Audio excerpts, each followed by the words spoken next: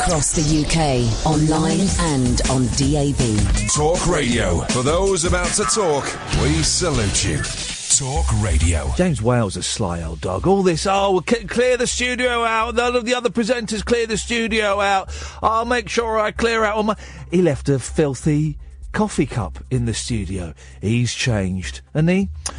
Yes, 10 o'clock. I'm Iain Lee. This is Talk Radio. Late night, Iain Lee on Talk Radio. We have ways of making you talk.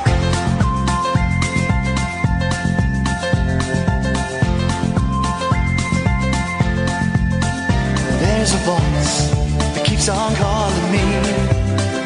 Down the road, it's where I'll always be. Every stop I make a new friend. Can't stay for long, just turn around and I'm gone again. Maybe tomorrow I'll wanna settle down. Until tomorrow I'll just keep moving on. Down this road that never seems to end. When new adventure lies just around the bend. So if you wanna join me for a while, just grab your hat, come travel light, that's hobo style. Maybe tomorrow I'll wanna settle down. Until tomorrow, the whole world is my home. So if you wanna join me for a while, just grab your hat, come travel light, that's hobo style. Maybe tomorrow I'll wanna settle down. Until tomorrow, I'll just keep moving on.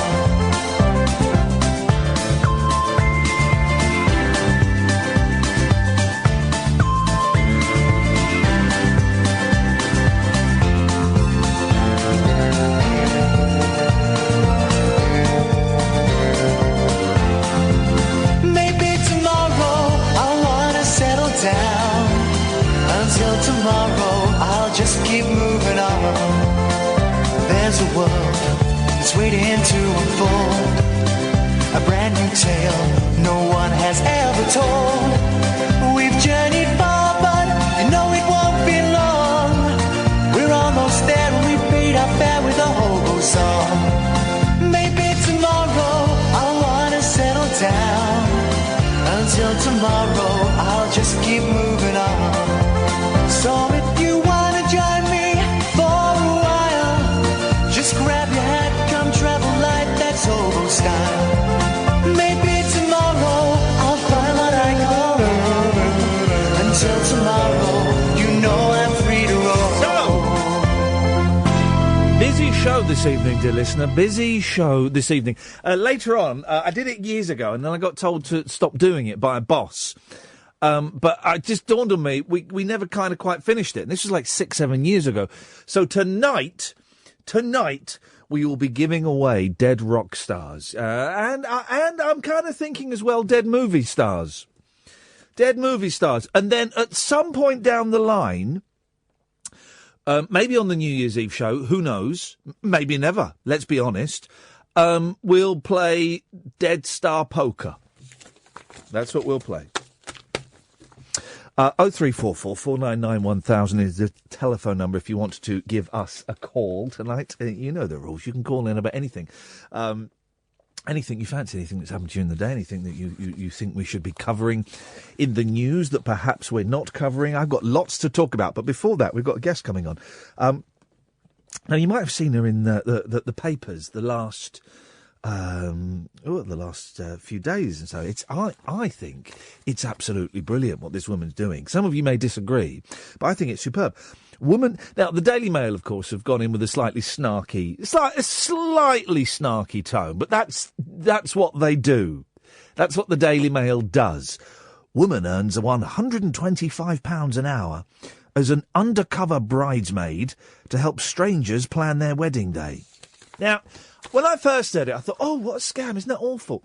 But the more I think about it, the more I think, that's actually genius. What a brilliant idea.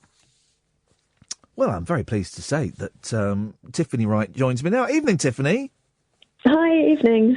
Nice to talk to you. I don't know if you heard, Tiffany, when I first heard this, I thought, oh, what a scamster. What a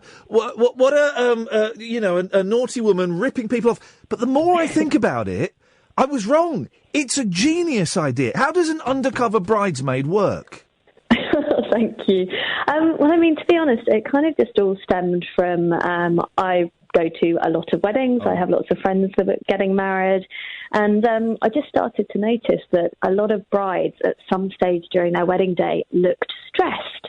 And it must be, something really simple in that they're just worrying about the wedding going perfectly, or maybe their shoes are a little bit uncomfortable.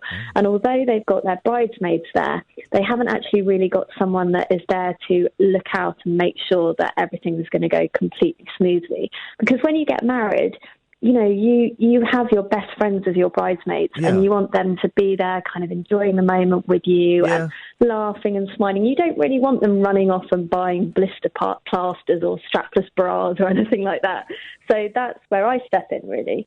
So brides hire me as an undercover bridesmaid, and I'll go along and kind of just do all the dirty work for them. I'm a bit like their bridal PA, and I just help make the whole experience as unstressful as possible. So supposing I was at a wedding and you would be sat at my table, but I wouldn't know what you were. Well, to be honest, I think it depends. Every bride's different. So the whole undercover thing isn't necessarily, I don't kind of turn up in disguises or anything like that. It's more sometimes brides are very happy to just admit to everyone, hey, I needed a bit of help with my to-do list. So that's where Tiffany's come along. I'm sure there will be brides in the future that maybe don't want to tell people that. But in that case, I might have to put on my acting skills. But, at the moment, it's just any other job. You have wedding planners that help kind of book the venue and make sure that you have all the catering in place and enough chairs. And all I do is I'm pretty much the same, but I'm there specifically for the bride. Right. So anything that the brides needs. I mean, it goes from as simple as I make sure that the bride is drinking enough water throughout the day to making sure that the party started and I'm first up on the dance floor. Well, hang on a minute. Now, obviously, after they've done the first dance, that would be inappropriate. After they've done the first dance. But you're not one of those people that is like an aunt of mine that come on everybody, come on, let's do the conga. You're not like that, are you? Well, not unless the bride wants me to be. You would if you had to. Blimey. Don't you find weddings boring? No, I must admit I don't. I love them. From the day I got married and going to all my friends' weddings, I love them. It's a happy moment. It's when all the family and friends are together, everyone's smiling, everyone's joyous. What's not to love, really? The drunk people, the tedium of pretending you're having a good time, being sat on tables with people that it's funny when I've kind of sort of stopped the weddings in my friends' circle have stopped, and there's that period where someone gets married, then someone else, and then there's kind of a rush of them, and then they sort of die away a little bit. But you enjoy it, do you? You kind of get a buzz out of the whole being there. I must admit, and I think nowadays all weddings are so different. Weddings are a bit like a huge production in themselves. Sometimes people are getting married in the middle of a forest. Next year at a great big country estate. There are even people now doing themed weddings and dressing up as cartoon characters. Not that I've been to one of those yet. You are joking. That's not appropriate. I think nowadays with the kind of culture of social media and, everyone wants to put their wedding up on Instagram and Facebook and they want to have the best wedding there is. So therefore, people are really making an effort to make their wedding as different as possible. So, every wedding I've been to, it's always surprised me. There's always been lovely things that I've never experienced before, and that's what's great. Hey, Tiffany, what are your thoughts on? There are two types of weddings that kind of I disapprove of. Right. The one is when people are a bit tight, because obviously Saturdays and Sundays are their wedding days. But some people, because the weddings are so expensive, they'll have a wedding on a Tuesday or a Thursday, and that I think is an imposition on everyone, because it means you've got to take the day off work and maybe sort out. Maybe they don't even want you to bring your kids with you, so you've got to find childcare for the kids. And the other people, Tiffany, the ones that have their weddings abroad. Oh, I had my wedding abroad, so you be careful what you say. Oh, no! All right, well, listen, let's put cards on the table. People like you, Tiffany. No, a good friend of mine did. A good friend of mine had his wedding abroad. And we were all a bit resentful because we had to fly out to LA and it cost us about $2,000 each. And to make a lot of us feel better, he had about four or five best men. How can you have five best men? And I remember asking him, saying, right, Steve, this is costing me $2,000 and my wife $2,000. Do we have to get you a present? Is us being, genuine question, is us being there part of the present? And he went, well, that decision is up to you. So, that's a bit mean. No, it answered it for me. I didn't buy him a present, Tiffany. Exactly. And I don't want to be rude about your wedding because you sound delightful, but it is a little bit selfish, isn't it? It is, but I think... I mean, in my defence, and I'm sure lots of other people's defence that get married, one of the reasons we actually chose to get married abroad is because we knew that all the people that would make the effort to be there were the really close friends and the people that we actually wanted there. Yep. So all of those kind of great aunties that you felt like you had to invite but didn't necessarily want them, you knew that they probably weren't going to shell out the money to get on a plane. So it's actually quite a good way of having my wedding was a small, intimate wedding, and I had all of my best friends there, and it was perfect, and it worked for me. So I think that's probably half of the appeal, to be honest. Now, what's this? It says in here as well that you'll also... Now, this is weird, okay? And this is where this is wrong. It says you'll propose as well. Propose to bridesmaids? No, did it say you'll make the proposal? Hang on, where is it? Oh, yes, yeah. So I do. So I have another company, actually, that helps people propose in kind of unique and incredible ways. Okay. Oh, so it's not you. A shy man won't say, Tiffany, please, could you? That lady over there, could you tell her I love her? And give this ring? No. You'll create scenarios. Exactly. I don't get down on one knee for people. But no, I kind of create this really, again, like I say, nowadays with YouTube, everyone wants an amazing proposal. They want big flash mobs or spectacular venues. So I just come up with really unique ideas and then help them set it all up together. Like what? Give us some of the weird. Give us a weird one that you've, or a big extravagant one. A flash mob sounds awful. Oh God! And what if they say it's like? I always think the people that propose on television on programs like Trisha or Jeremy Kyle, I always think that's really cheeky because it's put so much pressure on the person that's being proposed to. It does. But I think one of the things that we do is, for example, if a guy was to contact us and say, okay, I want to propose to my girlfriend, can you help? Yeah. We actually sent him a questionnaire, and it's got lots of questions about him and his girlfriend and their relationship. And one of the very specific questions we have on there is she the sort of person that would like a public proposal or not? Is she shy? Does she like being the centre of attention? And obviously, we do have guys that will say, I want to propose in a flash mob in the middle of Covent Garden, surrounded by 300 people. Yet, on his form, he's told us that his girlfriend hates being the centre of attention. So that's kind of where I will guide them as well and be a bit of an engagement expert and maybe advise that that's not the appropriate way to propose to that specific girl. So we really get to know the couples and just make sure that the proposal is completely tailored to them. Okay. Well, listen, it sounds brilliant. How much does a wedding cost these days? I got married years ago. How much does it cost now? Oh, a lot of money. I think people are spending, I think the average is £20,000. So quite a lot. Bloody hell. It ain't worth it, guys. Don't do it. Oh, what a terrible thing to say. My wife might be listening. Tiffany, you're on Twitter, because I saw that we tweeted each other. What are you on Twitter?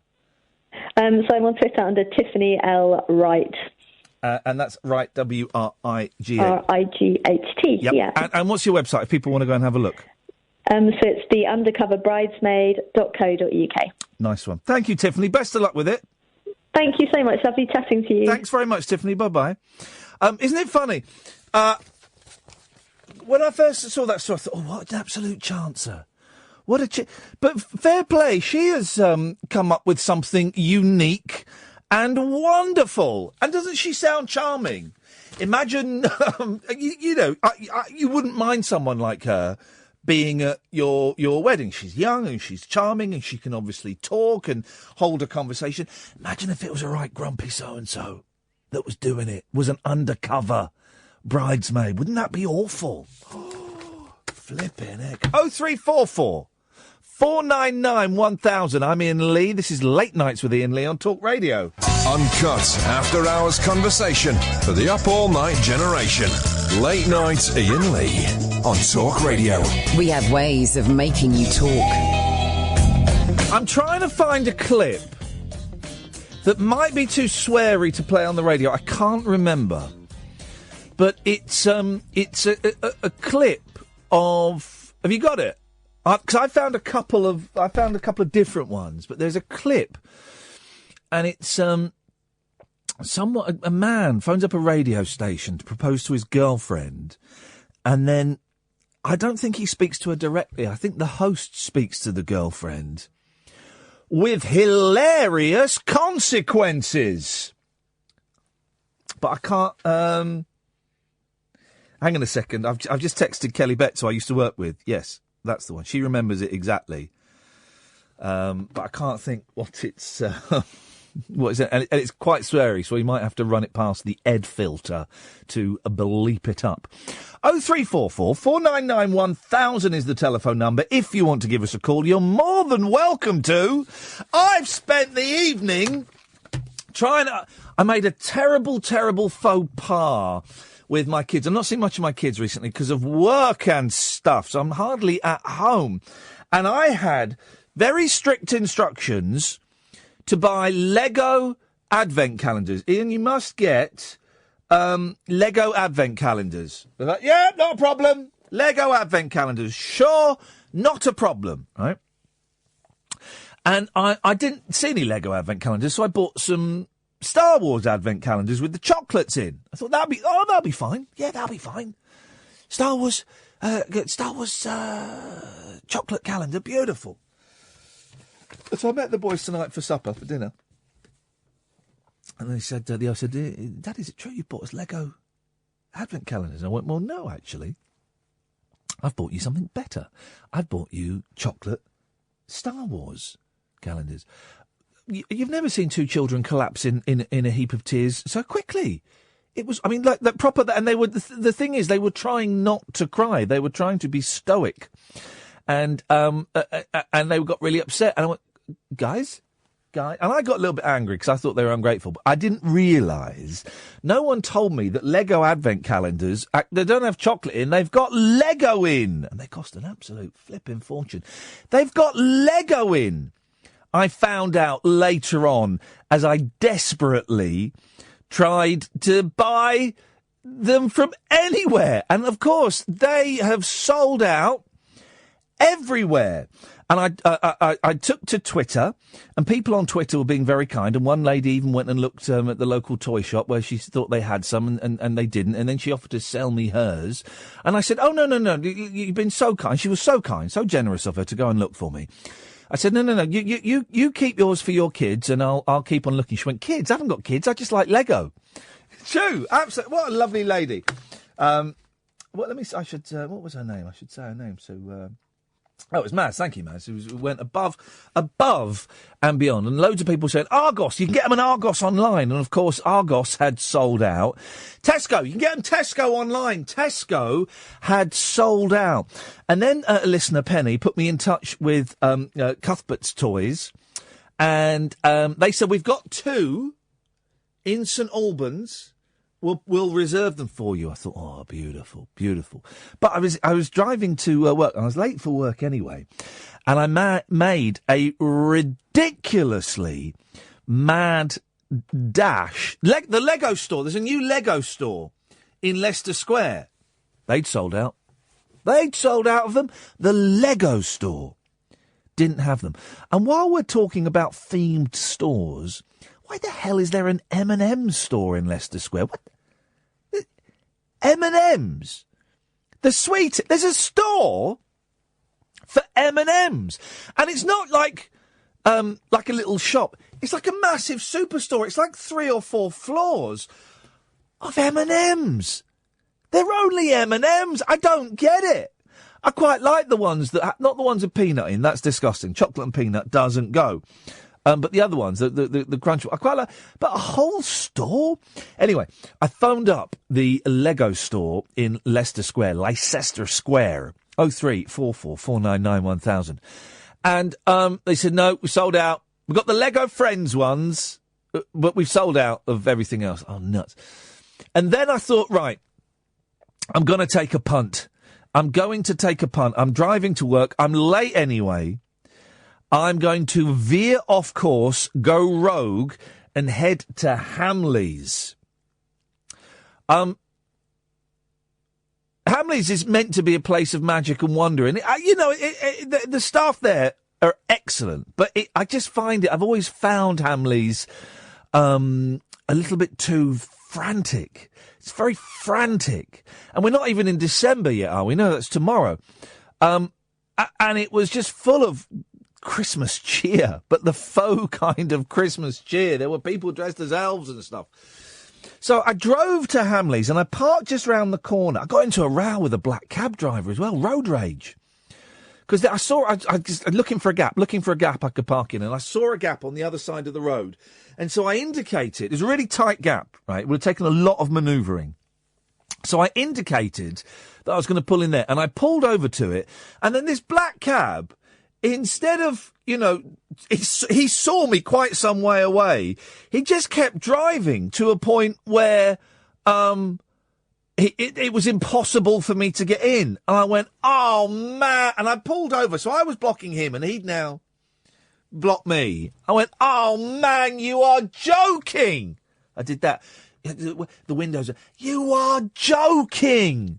And he sort of looked at me and yawned.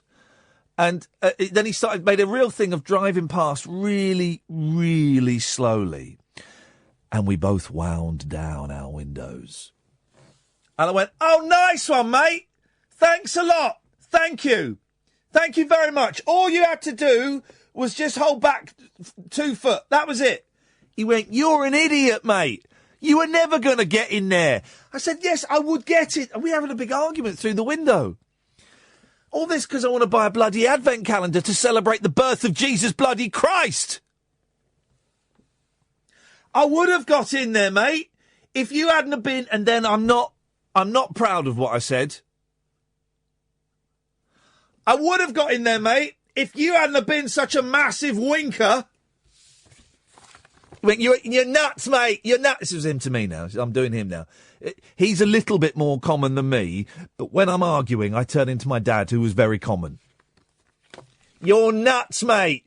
You are nuts. You'd never get in there. Well, if you're listening, I blooming well did get in there. I did get in there. And then here's the thing. Oh, God. Parked, ran down to Hamleys, and the cab driver was parked at the traffic lights. And I just shouted, winker! I don't think he heard me, but everybody on the pavement did. I know! Isn't that terrible? Anyway, I got to Hamleys. I said, which floor is the Lego on, please? 5th floor, the top floor. Right, OK. Going up the escalators, running up the escalators, going over the 5th floor.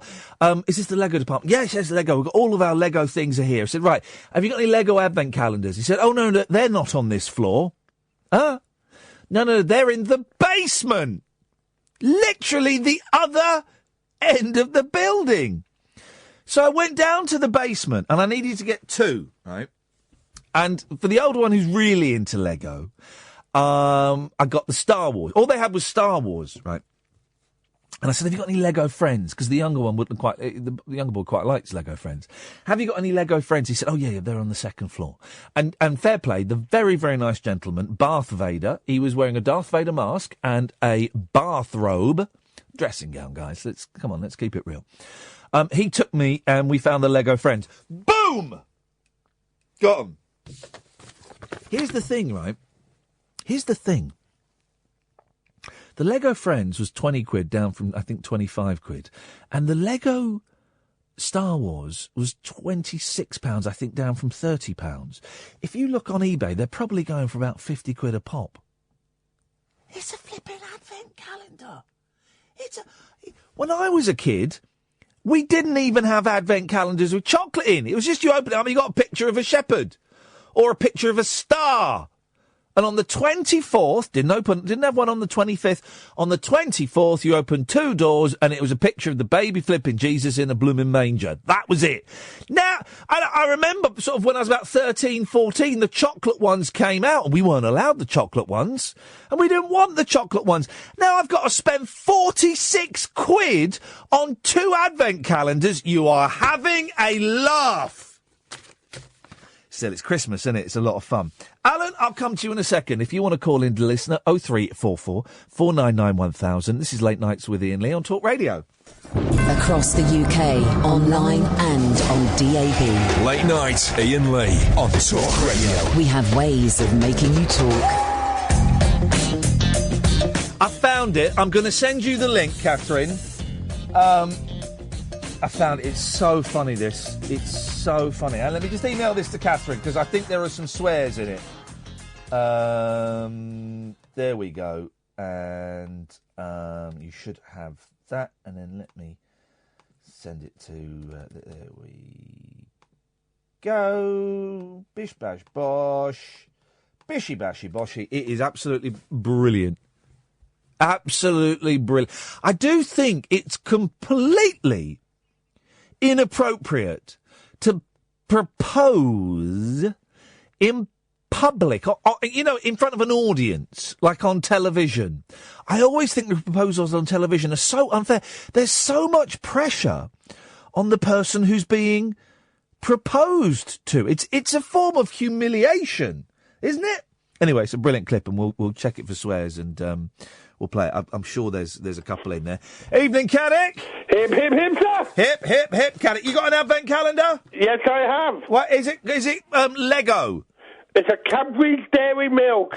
Oh, nice. And so you get a free chocolate every time. Yep. You never tempted Alan to raid it? I bought 2. Oh. One to open each day individually. Yeah.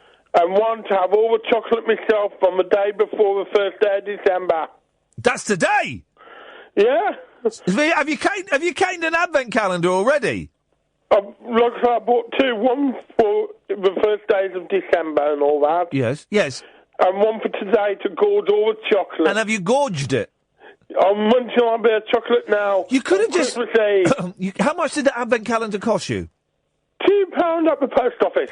You could have just bought a bar of chocolate. I couldn't have bought a Pop-Tart either. You could have bought a Pop-Tart. Do they still do Pop-Tarts? Yes, they do. Oh, well, good for them. I want to talk about Performance Ring. Oh, yeah, Performance Ring on Sunday, December the 11th. Caddick will be making a special guest appearance via Skype. It'll be like when they had... do you remember the musical Time with Cliff Richard and then David Cassidy was in it? No. And they had a hologram of Laurence Olivier was in it. Because they couldn't afford to have him for the full 6-month run. So they had a hologram. And you'll be like the hologram of Laurence Olivier, but one that can't speak properly. I'll be live on Skype. You'll be live. You need my Skype address. Well, not now. Well, we got 11 days to sort it out. Is it only 11 days? Yeah, because the performance ring is on the 11th of December. He's right. I hadn't thought about that. Okay, fine. Okay. Well, I ought to sort out the evening as well. I had to put a bit of thought into that. I'll do that Friday. That's my project for Friday, is to sort that out. Skype's amazing. I gave a talk to a bunch of students today on Skype. Oh, where were these students? Well, no. There was a mate of mine, Jeff. He sent me a message saying, Ian, we had a guest coming on to talk about working in the media. They've pulled out. Can you help? I went, Jeff, not a problem. Let me go to my fat burn class. First of all, so I went to my fat burn class. More on that. Well, how is the fat burning going? I feel slimmer. I'm going to weigh myself tonight when I get home, so we'll see. But I did nearly... It was only a short class today. I did nearly puke up in the class. Oh, dear. Yeah. And I had to... There was and there were mixed abilities. A lot of people there were very buff and very fit in both senses of the word. But there was a lady there who must have been in her about late 50s, right? Yeah. And she was overweight, more overweight than I am, okay? And this is not a criticism, this was just an observation. And I remember watching her thinking, right, as long... I'm not competing with anybody. There's no competition here. But as long as I'm doing more faster than her, I'll be happy with that. That'll be a result. I mean, what is... I mean, who are you talking about? But I don't know what it is. Anyway, just quickly, Alan, I had to stop twice and take 2 rests. She carried on all the way through and destroyed it. Dear. So fat burn, it's just like, exercises. Yeah. Yeah.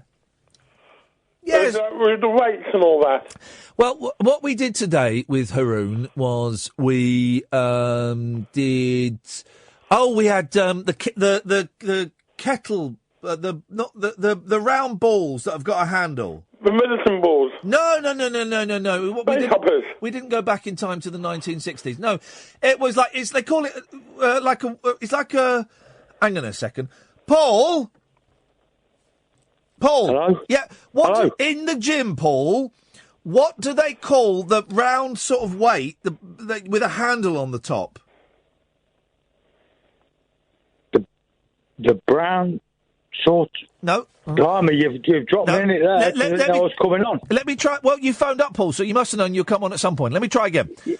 The round ball. Yeah. Right. It's like, but it's a metal weight and it's got a handle on the top. What is that called? I haven't been to the gym for years, Ian. So... Right. It's all the right. Anyway, we did that. We had to swing it between your legs and then swing it above your head. Right, well, I've not got much of a... thing between your legs. The only gym I used to go to is like a boxing gym, and we didn't have any of them in there. Well, anyway, this is... I'm explaining to Alan what fat burn is. So you do that, and then we have to do lunges, and then we have to run back, and then we have to do... Have you heard of burpees? Mm. Yeah, I did them. You do? Yeah, I know them. What's a burpee, Paul? It's when you jump up, and then you jump back down again. Yeah. With your arms, you stick your arms out. It is so you do like a push-up. You go down to the floor, then you push up, then you jump. You do like a squat thrust, and then you spread both your legs out and both your arms at the same time. Well, then you jump up in the air like you just don't care. And then it's something like that, isn't it? Yeah, and then you go back round and you do it all again. So we did that, Alan, and I nearly puked up, and I was less fit than an overweight older woman. All right. And then you went to Hamley to get the Lego. Yeah, but I know. Oh, this was it. So I did the fat burn. I think I feel slimmer a little bit. I need to do a bit more work. There's still no showers there. Won't be the showers there till Monday. So I went home, had a shower, and then I went to my local Costa, where the young lad that put his hand on my shoulder when I cried. Now every time I go in, he looks at me with sadness in his eyes and says, "You're all right today." Every time. I mean, he's a nice guy. He's a lovely guy. You're all right today. It's good to know that Costa cares. It's good to know that Costa cares, unlike Nero, who don't give a... No, I like all of those guys. Anyway, and I had a nice chat with an elderly lady there, because she was sat there, and I said, "Are you all right? Is everything all right?" She said, "Oh, I'm waiting for they're going to bring my coffee. I think they forgot my coffee." Guess what her coffee was called, Alan? What was it called? You guess what her coffee was called, Paul? Latte. And I'd never heard this. And when she said it, I went, "Sorry, what?" It was called a potato. A potato? And this is what I thought she said. A potato. She went, "A potato." She said, "A potato." I said, "You're right." She says, "I'm waiting for my potato." And I thought, uh-oh. I said, "Excuse me?" She goes, "They're going to bring me my potato." And I said, "Oh, I don't know what that is." She said, "It's a very small coffee." Well, surely a very small coffee is just like... Well, it's like... Because they have, and this is true, all restaurants, all franchises have secret menus. Did you know that, Alan? No. Did you know that, Paul? No. Right, did you know that, Catherine? Were you listening, Catherine? Did you know that, Ed?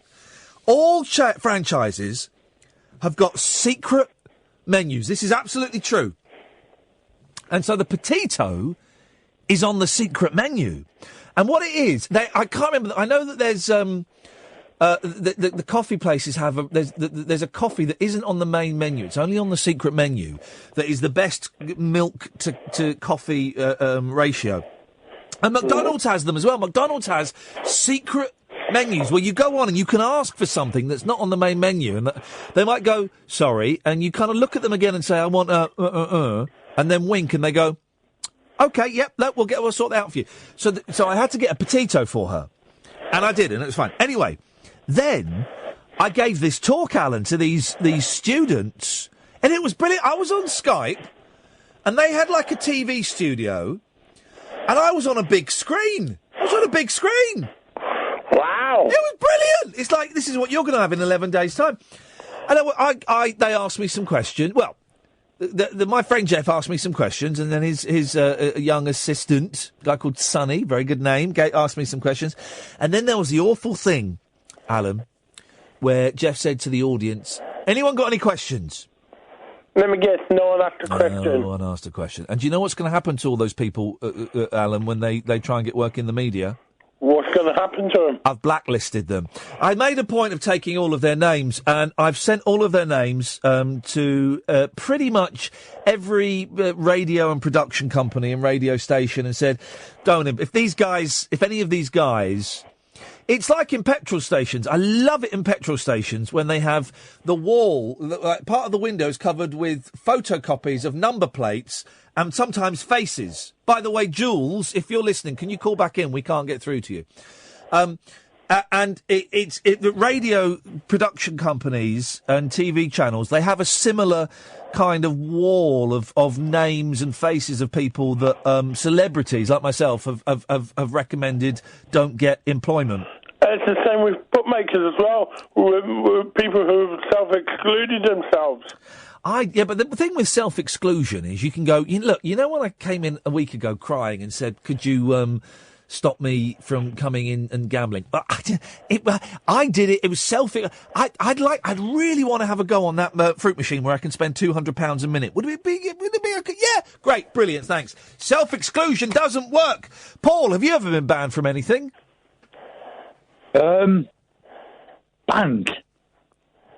Yeah. I've been expelled from school, Ian. That's about it. Banned from school. Did you stove someone's head in with a brick? No, I had a fight. Beautiful. Paul, we'll find out about the fight. Alan, thank you very much. Jules, if you can call us back, 0344 499 1000. This is Late Nights with Iain Lee on Talk Radio. Late Night, Iain Lee on Talk Radio. We have ways of making you talk. 0344 499 1000 is the telephone number if you want to give me a call. I don't like it on my computer. When I type something in the search bar, it goes straight to Wikipedia. Why is it doing that? That's annoying. And Wikipedia's on the scrounge at the moment, begging for a bit of cat. And I'm not going to go on a place that once had me down as a gay cowboy. Why? Why would I put money into their pocket? So no, guys, it's not happening. It's not happening at all. Paul, did we get to the point of your call, sir? Well, I was a bit... I didn't realise I was going to be on that quick. Well, no, but you phoned the show, Paul, so you must have known that at some point you would be on the show. Yeah. And now we've had a break.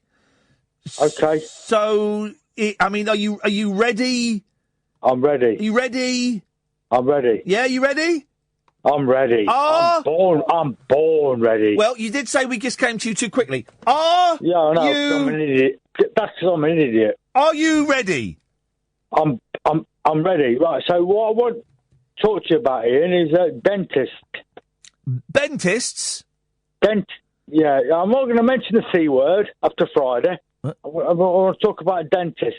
Oh, dentist. I thought you said Bentis. I think it was Michael Bentis. Oh, I know. Well, what it is, I've had a bit of had a molar out. I was about to say, have you got something in your mouth, like a sausage or a dick or something? Because it's really hard to understand you. Yeah, no, because I had the point of conversation is I had a molar out. Yes. And it's. I am a mole and I live in a hole. Yeah. Oh, yeah. Do you remember that song? My sister used to say that to me. Do you remember that? Do you remember the song? I am a mole. I remember it, but I don't know where it came from because my sister Wills used to say that. But anyway, I did. Do you know the guy who did the voice for that who did the vocal for that song? I am a mole and I live in a hole. It was Lenny Henry's dad, I think. I don't know because I was on about it to my wife for a week and we was talking about that. But anyway, I had this molar out, and that's why I got out like that. Yeah. Instead of saying two, I say chew. Yeah. Yeah. But anyway, I wanted to talk about dentists. Yeah. Hang on a minute. Hang on a minute. Ba ba ba ba ba ba ba ba ba ba ba ba ba. I'm not a bat or a rat or a cat. Dum dum dum. I'm not a gnu or a kangaroo. I'm not a goose or a moose on the loose. I am a mole and I live in a hole. I'm not a cow or a chow or a sow. I'm not a snake or a hake or a drake. I'm not a flea or a wee chimpanzee. I am a mole and I live in a hole. Yak, yak, quack, quack, 5 ball a roast. You're the sleek cheek, I dig the most. I'm not a ram or a clam or a lamb. I'm not a hawk or a frog or a dog. I'm not a bus or a hippopotamus. All together now, I am a mole and I live in a hole. Yes, you do. Yeah.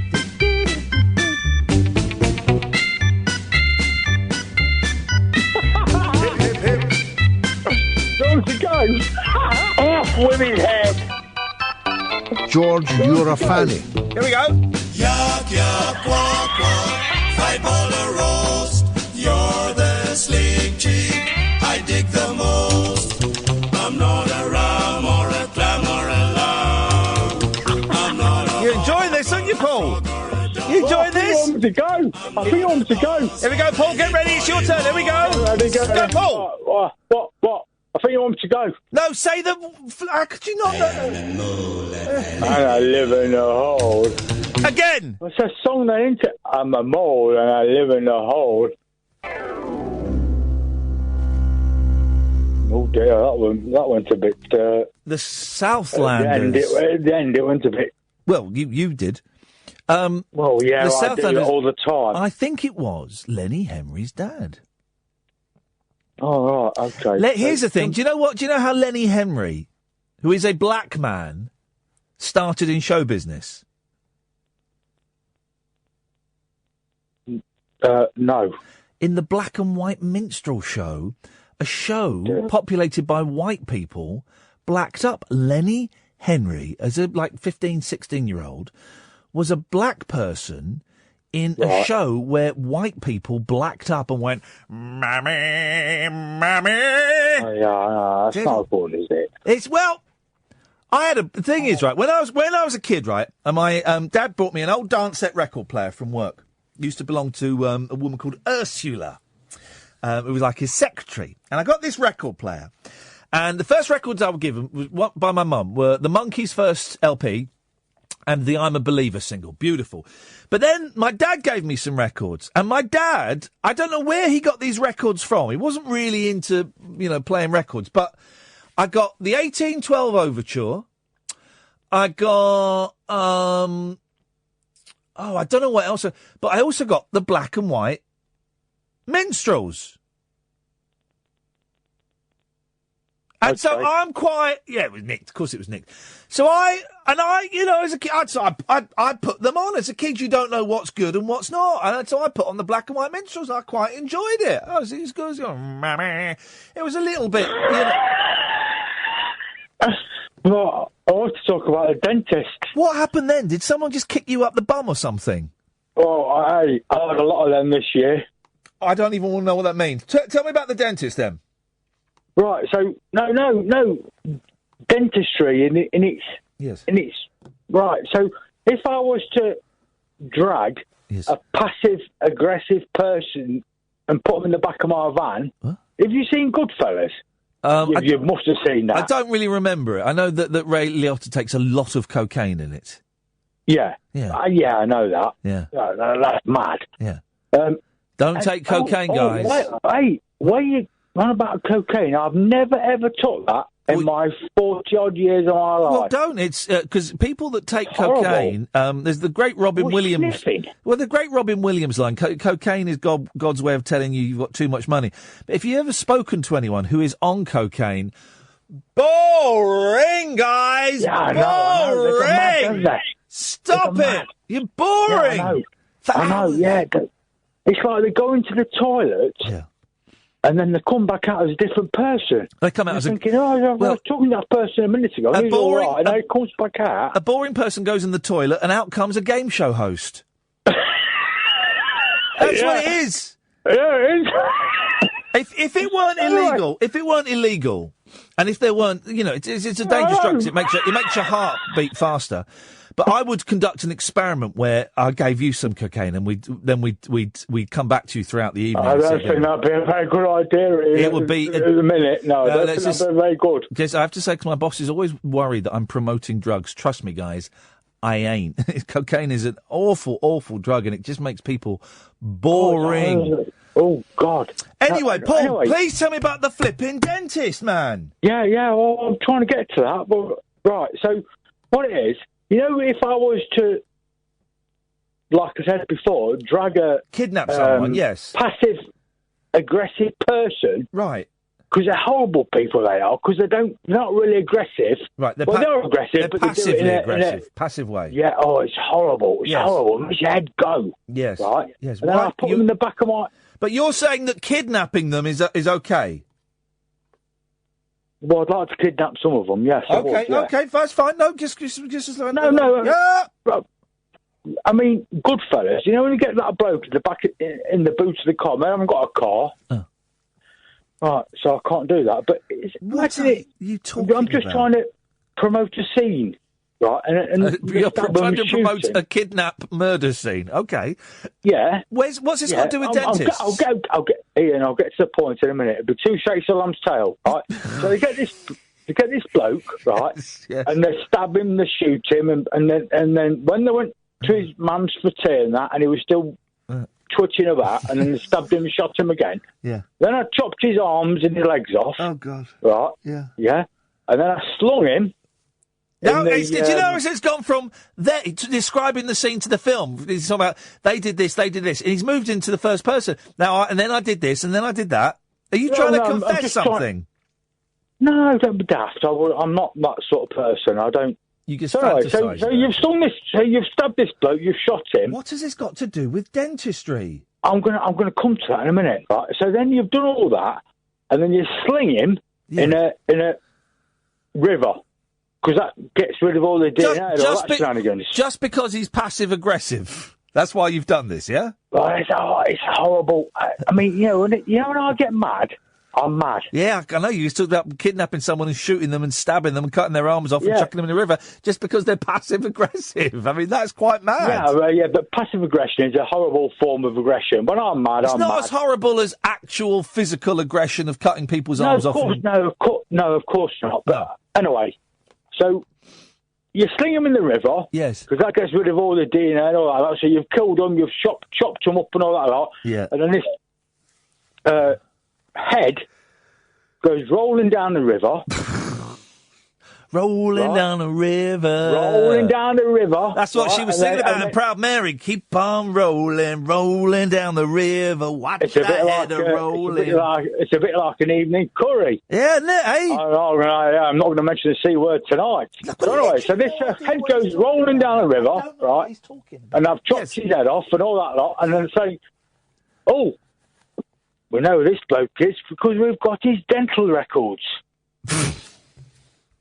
So all these people that spend their loads of money on getting their teeth done, don't waste their money because you're going to chop their heads off. Well, no, because you can chop them up, you can burn them, you can sling them in the river and all that lot, and then the only way they recognise you is by your teeth. You've been listening to the Best Of podcast from Wednesday night show. Thanks, Paul. We're going to pass your details on to the police because I have literally no idea what the guy was talking about. But it was a terrifying fantasy he was portraying. It was Gary Wilmot's dad, not Lenny Henry's dad. I am a mole and I live. You don't see Gary Wilmot. I tell you, we'll talk about Gary Wilmot in the next hour because Gary Wilmot was everywhere. I was thinking about Gary Wilmot today. I can't remember why, but I was thinking we don't see Gary Wilmot very often these days, do you? He was everywhere. He was everywhere. I wonder if because Lenny Henry got a knighthood, didn't he? Sir Lenny Henry. Oh, we've got Sir Tony Robinson coming in the studio on Monday. That'll be exciting. You're listening to Late Nights with Iain Lee on Talk Radio. Across the UK, online and on DAB. A radio star is born. You're going to love Talk Radio. Talk Radio. Well, that was a spunky first hour, wasn't it? Jules, you'll be up next, and it could be you, dear listener. 0344 499 1000. Late Nights with Iain Lee on Talk Radio. Late Night, Iain Lee on Talk Radio. We have ways of making you talk. With the cloud above her head, here comes Rainy Jane. If she stops you, man, she'll bore you with her sad refrain. It's the same old story we've heard 1,000 times before. She'll tell you how he broke her heart, and then the tears will start to fall. Hey, Rainy Jane, you gotta stop your crying sometime. Come on, Rainy Jane, it's up to you to make your own sunshine. Jane, you're just the shadow of the girl you used to be. Once you used to live for life, but now you live for sympathy. It's true, your heart's been broken, and you've got the right to cry. But if you're gonna keep it up, the sunshine's gonna pass you by. Hey, Rainy Jane, you gotta stop your crying sometime. Come on, Rainy Jane, yeah. It's up to you to make your own sunshine. You can change the weather, no one loves a rainy day. Come, let's get together. Clouds will clear up when you cheer up. Take each raindrop, make the rain stop. Hey, Rainy Jane, you gotta stop your crying sometime. Come on, Rainy Jane, yeah. It's up to you to make your own sunshine. Hey, Rainy Jane, you gotta stop your crying sometime. Come on, Rainy Jane, yeah. It's up to you to make your own sunshine. Hey, Rainy Jane, you gotta stop your crying sometime. Come on, Rainy Jane. So we might be getting... Kath and I had a little burst of activity earlier on. Jules, I will come to you in a minute, I promise. 0344 499 1000. And we had a little brainstorm about guests we want to get on the show. And my sister has twice said, you should get Carol Bayer Sager on. She's got a book out and everything. Carol Bayer Sager, we'll give you a song that she wrote. Arthur's Theme. Remember Arthur's Theme? She wrote that. There you go, she wrote that. That's just one. She's written loads of songs, right? And she's brilliant. And I've just emailed her book company, and they've come back and said, OK, yeah, we'll see what we can sort out. So it might happen. The thing is, I can tell that the person who replied to me is an American because the email starts, "Hi, Lane." I tell you what I'm going to do. Here we go. and I do this sometimes by accident, but I'm going to make it my thing now. When I'm emailing people, my sign-off will be lowercase. Lowercase I. It's got to be, otherwise they just don't know. Hi, Lane. It's great. Yeah, brilliant. We'll try and get Carol Bayer-Sager on. That would be awesome. 0344 499 1000. I've just tweeted Gary Wilmot as well. See if he wants to come on, because it'd be nice to talk to Gary Wilmot. I like Gary Wilmot. He was really, really big in the 80s and 90s, and then I'm sure he's still working and stuff, but I just kind of feel he was everywhere. He was ubiquitous, and then sort of disappeared a little bit, and that must be a strange thing to have to go through. 0344 499 1000. Jules! Hello, mate. We got there in the end, Jules. What you got for us? You did. I went to listen to your radio show the last half hour. Oh, yeah. But I listened to your podcast yesterday, the one you were saying about basically the Cubs. Oh, yeah. It was just it really reminded me of stuff of when I was at school. I don't want to bring it down at all. You bring it down. Well, there's not bringing it down. It's a clunky gear change, which I'm... You say as much or as little as you want, Jules. Well, it's just when I was at school, secondary school, I had two really good, what do you call them, school sport teachers sort of thing. Yeah. And one of them weren't that good. And one of them, just every time you had to go for the communal, showers, yeah, he used to stand there and watch you. Well. And it was like, why? The other two didn't.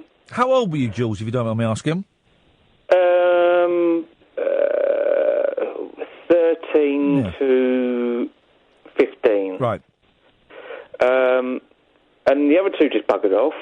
And the thing is, you used to do sport, they used to say, you have to, because you're really hot and sweaty, then you used to have to go every time and go and have a shower. Yeah.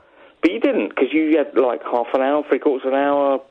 You weren't that hot and sweaty. You need to get to, because at that age, you don't really get BO or shit, do you? No. But you used to go in the shower, and it was like, why couldn't they have had just little showers where you could just go in, which the girls used to have? Mm. The girls used to go in there, have their own communal ones, but the boys didn't. We used to go in and have a communal one, and this one teacher used to stand there and watch you go in there. And also, at the time, you were going for your pubescent sort of thing. Yeah. Of course, you're changing. You're growing in from boys into men. So some had pubes, some didn't. And it was so embarrassing to do that. And there used to be a time where we used to go for a long, country run. Oh, the cross country. Oh God, I used to hate the cross country, Jules. I used to hate it. It was torture. The dreaded thing, wasn't it? Dreaded thing. But we used to know there used to be a shortcut you could go through. Yeah. We used to, but you used to go about and you have to wet your hair, so it looked like you'd had a shower. So this certain teacher. Yeah. Thought you'd have a shower. Otherwise, if your hair weren't wet, it'd go, get back in the shower, get back in the shower. Now, we had a teacher like that, a sports teacher like that, who would make us, we had to walk around the communal shower 3 times or something. We had to get wet hair and stuff. And I think he may have looked in on us. I think he might have watched this sometimes, but I don't think that my sports teacher was getting jollies out of it. I don't think he was getting turned on by it. I think he was just a bit strict and a bit efficient. I certainly don't think he was getting a thing. But do you think this fella was? No, I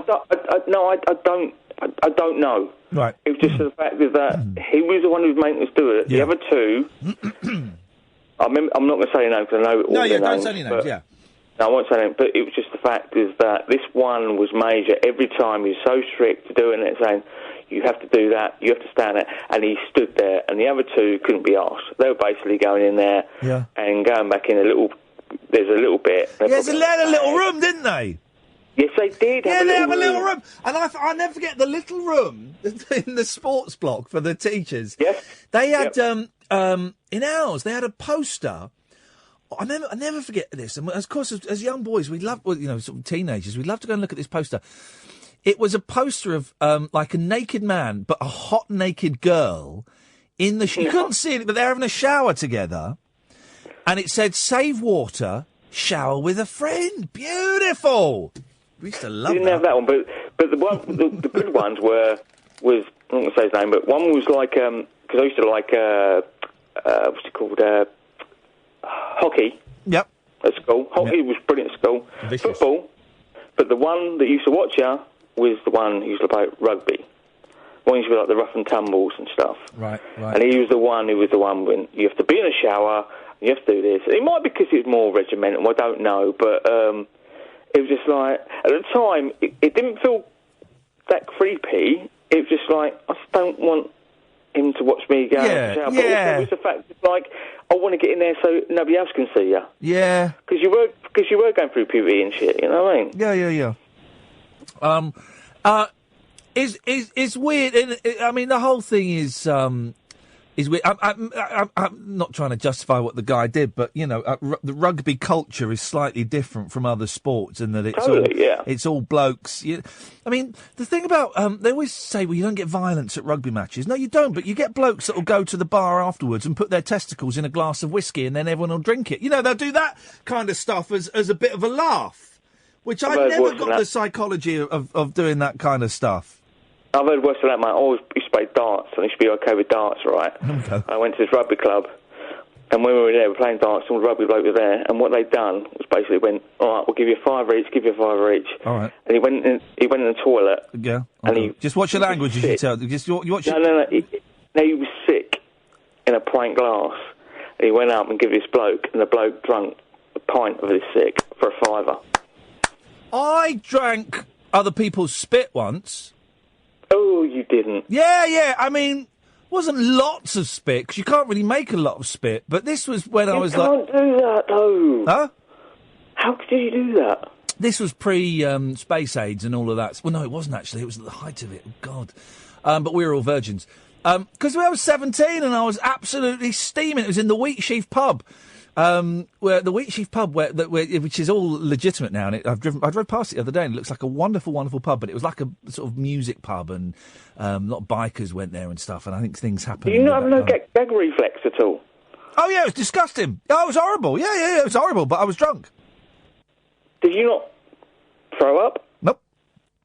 Someone didn't. You actually drunk that? Yeah. Someone said, "I bet you won't." I went, "Yeah, all right." I was that kind of guy. I was a knob. How much money? Nothing. For nothing? If you're doing it for money, Jules, you're doing it wrong. That's my philosophy. Anyway, one other thing. Yeah, go on. One other thing as well. You're getting Tony Robinson on, yeah, soon. We've got Tony Robinson is coming into this. Sir Tony Robinson, I forgot, is coming into the studio Monday. He's going to sit with me, and I'll check he's okay with the Periscope, and we'll have the Periscope on. Have you listened to Richard Herring's podcast with him? No, I haven't. But you're the second person that suggested I should. It's quality. Is it good? And I tell you what. It totally changes your view. Not the view of him, because you think he's just like an old sort of geezer, and he's done the old-time team, stuff like that. Yeah. He is quality. Oh, no, mate, listen. You'll have so much fun with it. His book, right, and I'm not just saying this, because if I read a rubbish book, we won't get a guest on, right, and I'll say it's right. His book is, I'm about a third of the way through it, is absolutely hilarious, right? Right. And he talks about smoking dope and about going tripping in Africa, and he used to be friends. He's done so much. He's done everything. He used to be friends when he was a kid. When he was a kid, he was friends with Steve Marriott from The Small Faces. Lead singer. He smoked his first ever fag in Itchycoo Park with Steve Marriott. And he knows so many other people like Spielberg and shit and all that crap. Yeah, it's unbelievable. Just watch your language, Jules. That's the third S-bomb you dropped, which I'm all right with. Sorry. Yeah. Sorry. He's absolutely brilliant. And the book is I think it's called No Cunning Plan. Is that what it's called? I think I've got it in. Yes. Tony Robinson, No Cunning Plan. If you're thinking of getting, what am I going to get my dad or my sister or get this? It's absolutely every page has at least had me chuckling. Jules, thank you you for that, mate. I'm glad you got something from that show the other day, because it was a tough one to do. Jules goes, a line is free, dear listener. 0344 499 1000. This is Talk Radio. Late night Iain Lee. On air and off the leash. On Talk Radio. We have ways of making you talk. Where's in Oliver, the musical Oliver? Right, I don't know it. Whereabouts would I find the bit where he says, "Please, sir, can I have some more?" Come in here, Kath, because I can't hear you. I want to try and find the bit where, "Please, sir, can I have some more, sir?" Whack that mic on it. Right near the beginning. Was it right near the beginning? Yeah. Would it be before Food, Glorious Food? It's around that. Okay, because I want to find there's a specific bit. We live till 84, all we ever get. Because I'm about to spend money on it, right? Why? Well, because I want to play one bit from the 1960 thing. What, Seacombe? No. Can someone... He wasn't in the 1961. Wasn't he? Nope. Can someone who knows the... what's it called? Oliver soundtrack well... Can you tell me what bit... What song would I need to purchase off of iTunes for me to play the bit where he goes, "Please, sir, may I have some more, sir? May I have some I more? want some more," he says. God, please, sir, please, sir, I want some more, sir. I'm very hungry. I'm an orphan boy, sir. Have that, you little so-and-so. Slaps him down, puts him in his place. More, he says. No, I'm interpreting it. All right. I'm doing my own... You were enjoying that a little bit too much. Yeah, I was, actually, I was. Well, the fella talking about murdering the passive-aggressive and chopping his head off, that's kind of... Let's be honest, we've all fantasised... Well, about that, haven't we? That specific scenario. I thought being passive-aggressive was the more polite way of being aggressive. Look at these. That's fine. No one knows. All right, I'm going to buy... I don't know it. Was it before Food Glorious? Hang on. Oliver, never before has a boy wanted more. It's just before that one. Let me talk to the gay member of the team. Hi, Ed. How's it going? Where is it? It's just before that song that Kath... So just before Oliver. Just before Oliver. Just before Oliver. All right, hang on. All right, it better be, because this is 79 pence. No, you're buying Oliver. You want to buy the one before. Well, no.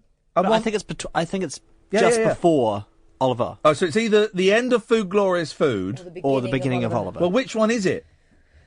I don't know, because Oliver is a reaction to that request. If I buy two, then that's 2.79 pences. Let's buy Oliver first. Trust me, it'll be worth it, guys. Well, you say that. No, I didn't buy it. Let's buy Oliver. Don't look. I'm typing in my password. Well, I know what it'll be. Yeah, you do actually. Accessing it now. Because there's one bit. This is the original. Oh, for crying out loud! Everything is so slow. By the way, we've got no calls lined up, guys. So if you want to call, 0344 499 1000. Is this show jollier for everyone? This is a jollier it's quite show. Jolly, apart from the dismemberment. No, that was the jolly bit. That was the jolly bit, wasn't it, Ed? Well, it was a little bit jolly morbid. My sister saw the monkeys in Auckland at a ATS centre. Yes. Yeah. In Auckland last night. Any good? They loved it. Oh, good. And here's the thing, right? Because my sister used to tease me because for liking the monkeys. She liked the Beatles, I liked the monkeys. It was the 60s all over again in the 80s in the house. And here's the thing the conclusion I've come to. Everybody eventually likes the monkeys. There's very little not to like about monkeys. Yeah. Everybody. Can I tell you something as an older sister? Yeah. She didn't give a monkeys about the music. Oh. It was just getting one over on you. No, I get that. Hang on a minute. This might be it. Is it? Oh. Here we go. Listen to these footsteps.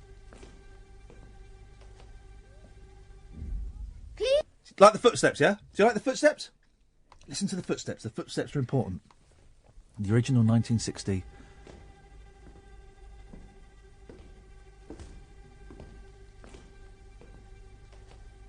Tony Robinson. That's Tony Robinson doing the walking. It's not him doing the singing, because he was only in the background. But on the day that they were recording the album, the kid that played Oliver had trainers on, and Tony Robinson had Cuban heels on, and so they got him to do the walking. I love that fact, and the book is full of stuff like that. That fact just cost you 75 pence. 79 pence, and do you know what? It was worth it. It was worth it, because I'm going to play this when he comes in. I'm going to say, right, we're going to. Do you remember this? It's Tony Robinson. Oh. Isn't that funny? Please. Can we stop there, because we don't need that. That's what I'm going to do this weekend. Is I'm going to get loads of clips like that. And do you know what? We'll try and do the whole interview without mentioning Blackadder. As we have fun. I don't think I've ever mentioned Blackadder in an interview. So let's see if we can do it for one more interview. Can we run it through GFIS? Hang on, there's one more. This is Tony Robinson as a child in the recording studio.